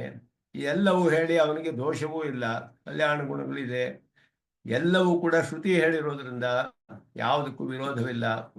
ಅದರಿಂದ ಶ್ರುತೇಸ್ತು ಶಬ್ದ ಮೂಲತ್ವಾತ್, ಶಬ್ದ ಪ್ರಮಾಣ ಅಂತ ಹೇಳುವುದು ಅದು ಅತೀಂದ್ರಿಯವಾದ ವಿಷಯಗಳನ್ನು ತಿಳಿಸೋದು. ಆ ಪ್ರಮಾಣವನ್ನ ಪ್ರತ್ಯಕ್ಷ ಅನುಮಾನಗಳು ತಳ್ಳಿ ಹಾಕಾಗಲ್ಲ. ಬಾದರಾಯಣ ಸ್ಪಷ್ಟವಾಗಿ ಸೂತ್ರದಲ್ಲಿ ಹೇಳ್ತಾರೆ, ಸರ್ವೋಪೇತಾಚ ತದ್ದರ್ಶನ ಅಂದ್ರೆ ಎಲ್ಲಾ ಶಕ್ತಿಗಳು, ಅಗ್ನಿಗೆ ಇರುವ ಶಕ್ತಿ ವಾಯುಗಿಲ್ಲ, ವಾಯುಗಿರುವ ಶಕ್ತಿ ಅಗ್ನಿಗಿಲ್ಲ, ಎಲ್ಲಾ ಶಕ್ತಿಗಳು ಪರಮಾತ್ಮನಿಗಿರೋದ್ರಲ್ಲಿಯೂ ವಿರೋಧವಿಲ್ಲ. ಹೇಗೆ ಆಯಾ ಪದಾರ್ಥಗಳಿಗೆ ವಿಚಿತ್ರವಾದ ಶಕ್ತಿ ಬರುತ್ತಲ್ಲ, ಆ ಎಲ್ಲಾ ಶಕ್ತಿಗಳು ಪರಮಾತ್ಮನಲ್ಲಿ ಇದೆ ಅಂತ ಶ್ರುತಿ ಹೇಳೋದನ್ನ ನಾವು ನಂಬಬೇಕು ಅಂತ ಬಾದರಾಯಣರು ಹೇಳ್ತಾರೆ ಸೂತ್ರದಲ್ಲಿ. ಅದರಿಂದ ಇಲ್ಲಿ ತನ್ನ ಐಶ್ವರ್ಯ ವಿಭೂತಿ ಅನ್ನೋದು ಹೇಳಲ್ಪಟ್ಟಿದೆಯೇ ಹೊರತು ಎಲ್ಲ ಮಿಥ್ಯೆ ಅನ್ನುವ ಅರ್ಥವಲ್ಲ ಅನ್ನೋದು ತಿಳಿಸ್ತಾರೆ. ಮಯಾ ದತಮ್ಮಿದ ಇತ್ಯಾದಿನ ವ್ಯಾಪ್ತಿ ಉಕ್ತ, ಅಂತರ್ಯಾಮಿಯಾಗಿ ವ್ಯಾಪ್ತನಾಗಿದ್ದಾನೆ ಪರಮಾತ್ಮ, ಸ್ವರೂಪದಲ್ಲಿಯೇ ವ್ಯಾಪ್ತಿಯೂ ಇದೆ ಅವನಿಗೆ. ವ್ಯಾಪ್ತಿಶ್ಚ ಧಾರಕತ್ವೇನ, ಎಲ್ಲವನ್ನು ಧಾರಣೆ ಮಾಡಿದ್ದಾನೆ, ತನ್ನ ಸಂಕಲ್ಪದಿಂದಲೇ ಧಾರಣೆ ಮಾಡಿದ್ದಾನೆ ಪರಮಾತ್ಮ. ಮತ್ಸ್ಥಾನಿ ಇತಿ ಭಗವತಃ ತದಾಯತ್ತ ಸ್ಥಿತಿತ್ವಂ ವ್ಯಾವರ್ತಿತಂ ನ ಚ ಮತ್ಸ್ಥಾನಿ ಭೂತಾನಿ ಹೇಳಿದ್ರೆ, ನಚ ಮತ್ಸ್ಥಾನಿ ಭೂತಾನಿ ಹೇಳಿದ್ರೆ ಪರಮಾತ್ಮನಿಗೆ ಅವರ ಆಧಾರವಿಲ್ಲ ಅನ್ನೋದು ಹೇಳಲ್ಪಟ್ಟಿದೆ. ಮತ್ಸ್ಥಾನಿ ಸರ್ವಭೂತಾನಿ ಅಂದ್ರೆ ನಚಾಹಂ ತೇಷು ಅವಸ್ಥಿತ ಅಂದ್ರೆ ಅವು ಎಲ್ಲಾ ಪದಾರ್ಥಗಳು ನನ್ನ ಆಧಾರದಲ್ಲಿ ಹೇಗಿದೆಯೋ ಹಾಗೆ ನಾನು ಅವುಗಳ ಆಧಾರದಲ್ಲಿಲ್ಲ ಅನ್ನೋದು ತಿಳಿಯುತ್ತೆ ಇಲ್ಲಿ. ನಚಾಹಂ ತೇಷು ಅವಸ್ಥಿತ ಸ್ವಾಯತ್ತ ಸ್ಥಿತಿತ್ವ ವಿಧಾನಾತಿ. ಆದ್ದರಿಂದ ಭಗವತಃ ತದಾಯತ್ತ ಸ್ಥಿತಿತ್ವಂ ವ್ಯಾವರ್ತಂ ಮತ್ಸ್ಥಾನಿ ಸರ್ವಭೂತಾನಿ, ಎಲ್ಲಾ ಭೂತಗಳು ನನ್ನಲ್ಲಿ, ನನ್ನ ಆಧಾರದಲ್ಲಿದೆ, ಆದ್ದರಿಂದ ನಾನು ಅವುಗಳ ಆಧಾರದಲ್ಲಿಲ್ಲ ಅನ್ನೋದು ತಿಳಿಯಲ್ಪಡುತ್ತೆ. ಇದರಿಂದ ಎಲ್ಲವೂ ನನ್ನ ಆಧಾರದಲ್ಲಿದೆ ಅಂತ ಹೇಳೋದ್ರಿಂದ ಭಗವತಃ ತದಾಯತ್ತ ಸ್ಥಿತಿತ್ವಂ ವ್ಯಾವರ್ತಿತಂ, ಪರಮಾತ್ಮನು ಅವುಗಳ ಆಧಾರದಲ್ಲಿಲ್ಲ, ಅದು ತಳ್ಳಿ ಹಾಕಲ್ಪಡುತ್ತೆ. ನಚಾಹಂ ತೇಷು ಅವಸ್ಥಿತ ಅಂದಾಗ ಸ್ವಾಯತ್ತ ಸ್ಥಿತಿತ್ವ ವಿಧಾನ ತದೇವ ನಿಷಿಧ್ಯತೆ. ನ ಚ ಮತ್ಸ್ಥಾನೀತಿ ಅಪಿತು ಲೋಕೆ ಧಾರ್ಯಧಾರಕ ಭಾವ ಯಥಾ ಭವತಿ ತಥಾ ತ್ವಂ ನಿಷಿಧ್ಯತೆ. ಲೋಕದಲ್ಲಿ ಕಂಡುಬರುವ ಹಾಗೆ ಧಾರ್ಯಧಾರಕ ಭಾವವಿಲ್ಲ, ಅದರಿಂದ ಇವನು ಸಂಕಲ್ಪದಿಂದ ಇದ್ದಾನೆ. ನಚ ಮತ್ಸ್ಥಾನಿ ಭೂತಾನಿ ಅಂದ್ರೆ ಪ್ರಪಂಚದಲ್ಲಿ ಒಂದು ಪಾತ್ರೆಯೊಳಗೆ ಘೃತವಿದ್ದರೆ ಆವಾಗ ಪಾತ್ರೆಯ ಆಧಾರದಲ್ಲಿ ಘೃತ ಇದೆ ಅಂತ ಹೇಳ್ತೀವಿ. ಆ ರೀತಿ ಆಧಾರವಲ್ಲ ಪ್ರಪಂಚವೆಲ್ಲ ನನ್ನ ಆಧಾರದಲ್ಲಿ ಹೇಗೆ ಅಂದ್ರೆ ಲೋಕದಲ್ಲಿ ಕಂಡುಬರುವ ಆಧಾರ ಆದೇ ಭಾವವಲ್ಲ, ನಾನು ಸಂಕಲ್ಪದಿಂದಲೇ ಎಲ್ಲವನ್ನು ಧರಿಸಿದ್ದೇನೆ ಅಂತ ಹೇಳುವ ಅರ್ಥ. ಅನಾಯಾಸೇನ ಸ್ವಸಂಕಲ್ಪ ಮಾತ್ರೇಣ ಧಾರಕತ್ವಾತ್ ಇತ್ಯರ್ಥ. ಯಾವ ಒಂದು ಆಯಾಸವಿಲ್ಲದೆ ಸಂಕಲ್ಪ ಮಾತ್ರದಿಂದಲೇ ಎಲ್ಲವನ್ನು ಧರಿಸಿರುವುದರಿಂದ ಅದು ನಚ ಮತ್ಸ್ಥಾನಿ ಭೂತಾನಿ ಅಂತ ಹೇಳುವಾಗ, ಧಾರಕತ್ವೇ ಸತ್ಯಪಿ ಲೋಕಸಿದ್ಧ ಧಾರಿ ಧಾರಕ ಭಾವ ವೈಲಕ್ಷಣ್ಯಮೇ ಉಪಾಯತಿ ಪಶ್ಯಮೇ ಯೋಗಮೈಶ್ವರಂ. ಪಶ್ಯಮೇ ಯೋಗಮೈಶ್ವರ್ಯಂ, ಐಶ್ವರಂ ಅಂತ ಹೇಳಿದಾಗ ನನ್ನ ಈ ಈಶ್ವರ ಭಾವ ಪ್ರಯುಕ್ತವಾದ ಯೋಗ, ಇದನ್ನು ನೋಡು ನೀನು, ಆಶ್ಚರ್ಯವಾದ ಯೋಗ. ಸರ್ವೇಷಾಂ ಯೋಗಾನಾಂ ಈಶ್ವರ ಅಂತ ಹೇಳ್ತಾರೆ. ಯತ್ರ ಯೋಗೇಶ್ವರ ಕೃಷ್ಣ ಅಂತ ಹೇಳಿ ವ್ಯಾಖ್ಯಾನ ಮಾಡುವಾಗ ಆ ಶ್ಲೋಕಕ್ಕೆ ಭಾಷಿಕಾರರು ಕಡೆಯಲ್ಲಿ 18ನೇ ಅಧ್ಯಾಯ ಕಡೆಯಲ್ಲಿ ಸರ್ವೇಷಾಂ ಯೋಗಾನಾಂ ಈಶ್ವರ, ಎಲ್ಲಕ್ಕೂ ಅವನು ಈಶ್ವರನಾಗಿದ್ದಾನೆ. ಎಲ್ಲ ಭೂತಗಳಿಗೂ ಎಲ್ಲ ವಿಧವಾದ ಸಂಬಂಧಗಳು ಎಲ್ಲವನ್ನು ಸಂಕಲ್ಪದಿಂದಲೇ ಧರಿಸಿರುವಂತಹದ್ದು ಎಲ್ಲವೂ ಕೂಡ ಅವನ ವಿಭೂತಿ, ಅವನ ಐಶ್ವರ್ಯ. ಲೋಕಸಿದ್ಧ ಧಾರಕ ಭಾವ ವೈಲಕ್ಷಣ್ಯಮೇವು, ಅದನ್ನೇ ಇಲ್ಲಿ ತಿಳಿಸಿರೋದು. ಪಶ್ಯಮೇ ಯೋಗಮೈಶ್ವರಂ ಸರ್ವಶಕ್ತಿ ಯೋಗಾತ್, ಎಲ್ಲ ಶಕ್ತಿ ಇರೋದ್ರಿಂದ ವೈಶ್ವರ್ಯ ವೈಚಿತ್ರ್ಯಂ ಉಕ್ತಂ, ತನ್ನ ಐಶ್ವರ್ಯದ ವಿಚಿತ್ರವಾದ ಐಶ್ವರ್ಯವು ಹೇಳಲ್ಪಟ್ಟಿದೆ, ಅದರಲ್ಲಿರುವ ವೈಚಿತ್ರ್ಯವು ಹೇಳಲ್ಪಟ್ಟಿದೆ. ಅದನ್ನೇ ಗೀತೆಯಲ್ಲಿ ಮತ್ತೆ ತದಾಹ ವಿಷ್ಟಭ್ಯಾಹಮಿದಂ ಕೃಷ್ಣಂ ಏಕಾಂಶೇನ ಸ್ಥಿತೋ ಜಗತ್ ನಚ ಮತ್ಸ್ಥಾನಿ ಭೂತಾನಿ ಪಶ್ಯಮೇ ಯೋಗಮೈಶ್ವರಂ ಅಂದಾಗ ನಚ ಮತ್ಸ್ಥಾನಿ ಭೂತಾನಿ ಅಂತ ಹೇಳಿದಾಗ ನಾನು ನಚಾಹಂ ತೇಷು ಅವಸ್ಥಿತಃ, ಅದು ನಚಾಹಂ ತೇಷು ಅವಸ್ಥಿತಃ ಅದು ಹೇಳಿದಾಗ ಯಾದಾರಾಧೇ ಭಾವ, ಪ್ರಪಂಚದಂತೆ ಅಲ್ಲ ಸಂಕಲ್ಪದಿಂದಲೇ ಎಲ್ಲವನ್ನು ಧರಿಸಿದ್ದೇನೆ ಅನ್ನೋ ಅರ್ಥಕ್ಕೆ ಇಲ್ಲಿ ಪ್ರಮಾಣವನ್ನು ಗೀತೆಯಲ್ಲಿ ವಿಷ್ಟಭ್ಯಾಹಮಿದಂ ಸರ್ವಂ, ವ್ಯಾಪಿಸಿ ಅಂತ ಅರ್ಥ. ಎಲ್ಲಕ್ಕೂ ಅಧಿಷ್ಠಾತ ಆಗಿ ಕೃಷ್ಣಂ ಏಕಾಂಶೇನ ಸ್ಥಿತ, ನನ್ನ ಸಂಕಲ್ಪದ ಒಂದು ಅಯುತಾಯುತಾಂಶದಿಂದ ಭಾಷಿಕಾರಲ್ಲಿ ಬರೀತಾರೆ. ಅನಂತ ವಿಚಿತ್ರ ಮಹಾಶ್ಚರ್ಯ ರೂಪಂ ಜಗತ್ ಮಮ ಅಯುತಾಯುತಾಂಶೇನ ಆತ್ಮತೆಯ ಪ್ರವಿಶ್ಯ. ಅಯುತ ಅಂತ ಹೇಳಿದ್ರೆ 10,000 ಅಂತ ಅರ್ಥ. ಕೌಂಟು ಸಂಸ್ಕೃತದಲ್ಲಿ ಅಯುತ ಶಬ್ದಕ್ಕೆ 10,000 ಅಂತ ಅರ್ಥ. ಸಹಸ್ರ ಆದಮೇಲೆ ಅಯುತ ಬರುತ್ತೆ, 10,000. ಆ 10,000 ಅಂಶದ 10,000 ಅಂಶದ ಒಂದು ಅಂಶ ಅಷ್ಟು ಸಂಕಲ್ಪದ ಒಂದು ಅತ್ಯಂತ ಅಲ್ಪವಾದ ಒಂದು ಅಂಶದಿಂದಲೇ ಎಲ್ಲವನ್ನು ಆತ್ಮನಾಗಿ ಪ್ರವೇಶ ಮಾಡಿ ಸರ್ವಮ್ಮತ್ ಸಂಕಲ್ಪೇನ ವಿಷ್ಟಭ್ಯ, ಎಲ್ಲವನ್ನು ತನ್ನ ಸಂಕಲ್ಪದಿಂದಲೇ ಧರಿಸಿದ್ದೇನೆ. ಅದಕ್ಕೆಲ್ಲ ಅಧಿಷ್ಠಾತ ಆಗಿದ್ದೇನೆ ನಾನು. ಅದರಿಂದ ಅದು ಅನೇನ ರೂಪೇಣ ಅನಂತ ಮಹಾವಿಭೂತಿ ಅಪರಿಮಿತ ಉದಾರ ಗುಣಸಾಗರ ನಿರತಿಶಯ ಆಶ್ಚರ್ಯಭೂತ ಸ್ಥಿತ ಅಹಂ. ಕೃಷ್ಣನು ಇಲ್ಲಿ ಹೇಳ್ತಾ ಇರೋದು ಇಷ್ಟು ಅರ್ಥಗಳಿದೆ ಇದಕ್ಕೆ. ಇಷ್ಟಭ್ಯಾಹಮಿದಂ ಸರ್ವಂ ಕೃತ್ಸ್ನಂ ಏಕಾಂಶೇನ ಸ್ಥಿತೋ ಜಗತ್. ಕೃತ್ಸ್ನಂ ಅಂತ ಹೇಳಿದಾಗ ಅನಂತ ಇಲ್ಲಿ ಇರುವಂತಹ ಅನಂತ ವಿಚಿತ್ರ ಮಹಾಶ್ಚರ್ಯ ರೂಪಂ ಜಗತ್, ಎಲ್ಲವೂ ಕೂಡ ಆಶ್ಚರ್ಯವಾದ ಈ ಜಗತ್ತನ್ನ ನಾನು ಅಯುತಾಯುತಾಂಶಾಂಶೇನ ಆತ್ಮತೆಯ ಪ್ರವಿಶ್ಯ ಏಕಾಂಶೇನ ಸ್ಥಿತ ಸರ್ವಂ ಸಂಕಲ್ಪತೆಯ ವಿಷ್ಟಭ್ಯ ಅನೇನ ರೂಪೇಣ ಅನಂತ ಮಹಾವಿಭೂತಿ ಅಪರಿಮಿತ ಉದಾರ ಗುಣಸಾಗರ ನಿರತಿಶಯ ಆಶ್ಚರ್ಯಭೂತ ಸ್ಥಿತ ಅಹಂ ಸ್ಥಿತ ಅಂತ ಹೇಳಿದಾಗ ಇದು ಆಶ್ಚರ್ಯವಾದ ವ್ಯಾಖ್ಯಾನ ಇದಕ್ಕೆ ಮಾಡ್ತಾರೆ. ಅದನ್ನ ಸರ್ವಶಕ್ತಿ ಯೋಗ ಎಲ್ಲ ಶಕ್ತಿಗಳು ಅವನಿಗೆ ಇದೆ, ಪರಮಾತ್ಮನಿಗೆ. ಪದಾರ್ಥಗಳಿಗೆ ಒಂದೊಂದೇ ಶಕ್ತಿ ಇದೆ, ಒಂದು ಪದಾರ್ಥದ ಶಕ್ತಿ ಇನ್ನೊಂದು ಪದಾರ್ಥಕ್ಕಿಲ್ಲ ಹಾಗಿದ್ರು. ಆದರೆ ಪರಮಾತ್ಮನಿಗೆ ಎಲ್ಲಾ ಶಕ್ತಿಗಳು ಇದೆ ಅಂತ ಶ್ರುತಿ ಹೇಳುತ್ತೆ. ಇದರಿಂದ ಸಂಕಲ್ಪೈಕ ದೇಶೇನ ಧಾರಕತ್ವೇ ಸ್ಪಷ್ಟಂ ಪ್ರಮಾಣಮಾಹ ದದಾಹ ತದ್ವ್ಯಾಚಷ್ಟೇ ಅನಂತ ವಿಚಿತ್ರ ಮಹಾಶ್ಚರ್ಯಂ ಅನಂತ ವೈಚಿತ್ರ್ಯಾತೆ ವಿಸ್ಮಯನೀಯಂ ಇತ್ಯರ್ಥ. ಆಶ್ಚರ್ಯಜನಕವಾದದ್ದು. ಅಯುತಾಯುತಾಂಶಾಂಶೇನ ಇತ್ಯನೇನ ಯಸ್ಯಾಯುತಾಂಶಾಂಶೇ ವಿಶ್ವಶಕ್ತಿರಿಯಂ ಸ್ಥಿತ ಇತಿ ವಚನಂ ಸ್ಮಾರಿತಂ. ಇದು ಒಂದು ಪ್ರಮಾಣವನ್ನು ತಿಳಿಸ್ತಾರೆ ವಿಷ್ಣು ಪುರಾಣದ ವಾಕ್ಯ. ಯಸ್ಯ ಅಯುತಾಯುತಾಂಶಾಂಶೇ ವಿಶ್ವಶಕ್ತಿರಿಯಂ ಸ್ಥಿತ. ಇದು ಶಕ್ತಿಯನ್ನು ಶಬ್ದ ಹೇಳಲ್ಪಟ್ಟಿದೆ. ಅವನಿಗೆ ಶರೀರಾತ್ಮಭಾವವನ್ನೇ ಹೇಳುತ್ತೆ ಎಲ್ಲವೂ. ವಿಶ್ವಶಕ್ತಿಯು ಅದು ಕೂಡ ಶರೀರವನ್ನು ತಿಳಿಸುತ್ತೆ. ಪ್ರಶಾಸನೇನ ಸರ್ವಧಾರಣ ಶ್ರುತ್ಯ ಅನುರೋಧಾತ್ಮತ್ ಸಂಕಲ್ಪೇನ ಇದೆ. ಪ್ರಶಾಸನದಿಂದಲೇ ಎಲ್ಲವನ್ನು ಧರಿಸಿದಾನವನು.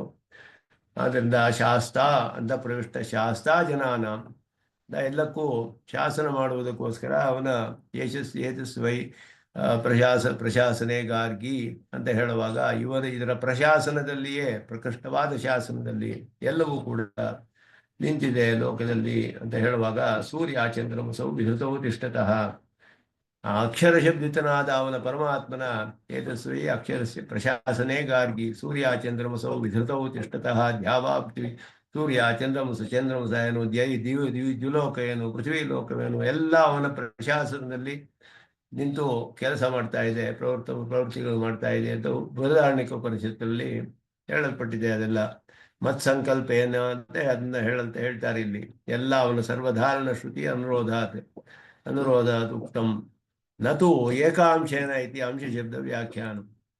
ಒಂದು ಅಂಶ ಅಲ್ಲ ಅಂತ ಅರ್ಥ ಇಲ್ಲಿ.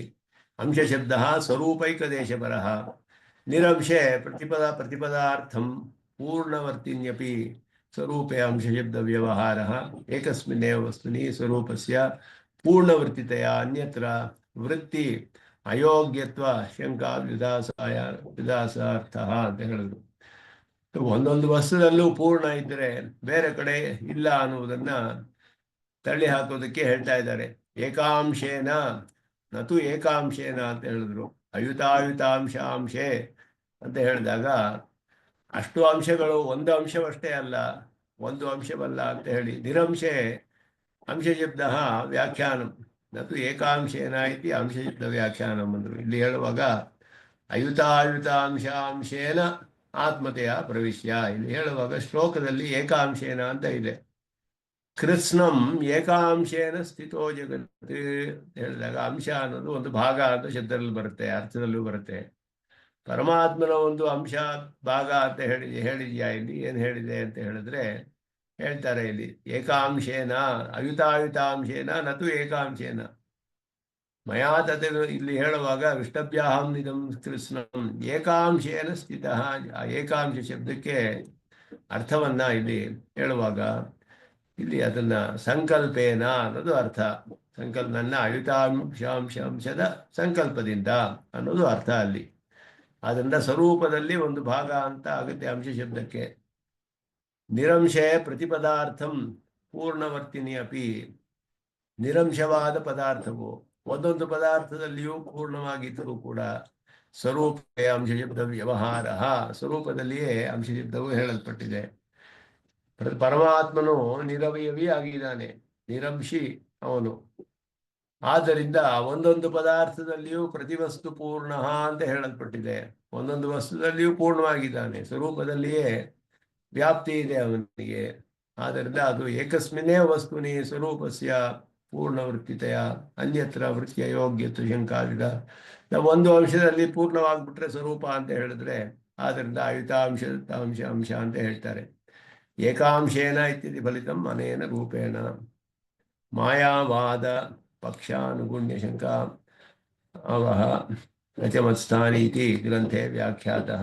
ನಚಮತ್ಸ್ಥಾನಿ ಭೂತಾನಿ ಅಂತ ಹೇಳುವಾಗ ಅದೆಲ್ಲ ಇಲ್ಲಿ ಹೇಳ್ತಾರೆ, ಮಿಕ್ಕ ಪಕ್ಷಗಳನ್ನೆಲ್ಲ ತಳ್ಳಿ ಹಾಕಿದ್ದಾರೆ ಅಂತ ಹೇಳ್ತಾರೆ. ನಚಮತ್ಸ್ಥಾನಿ ಭೂತಾನಿ ಅಂತ ಹೇಳೋದು ಹೇಗೆ ಅಂತ ಹೇಳಿದ್ರೆ ಇದು ಸಂಕಲ್ಪದಿಂದಲೇ ಎಲ್ಲವನ್ನು ಧರಿಸಿದ್ದೇನೆ. ಲೋಕದಲ್ಲಿ ಕಂಡುಬಂತಹ ದಾರಿಧಾರಕ ಭಾವ ಇಲ್ಲ ಇಲ್ಲಿ ಅಂತ ಹೇಳೋದ್ರಿಂದ ಸಂಕಲ್ಪದಿಂದಲೇ ಧಾರಣೆ ಅಂತ ಹೇಳೋದು. ಏಕಾಂಶೇನ ಸ್ಥಿತಃ ಜಗತ್ ಅಂತ ಹೇಳುವಾಗ ನನ್ನ ಸಂಕಲ್ಪದ ಅಂಶ ಅಂತ ಅರ್ಥ.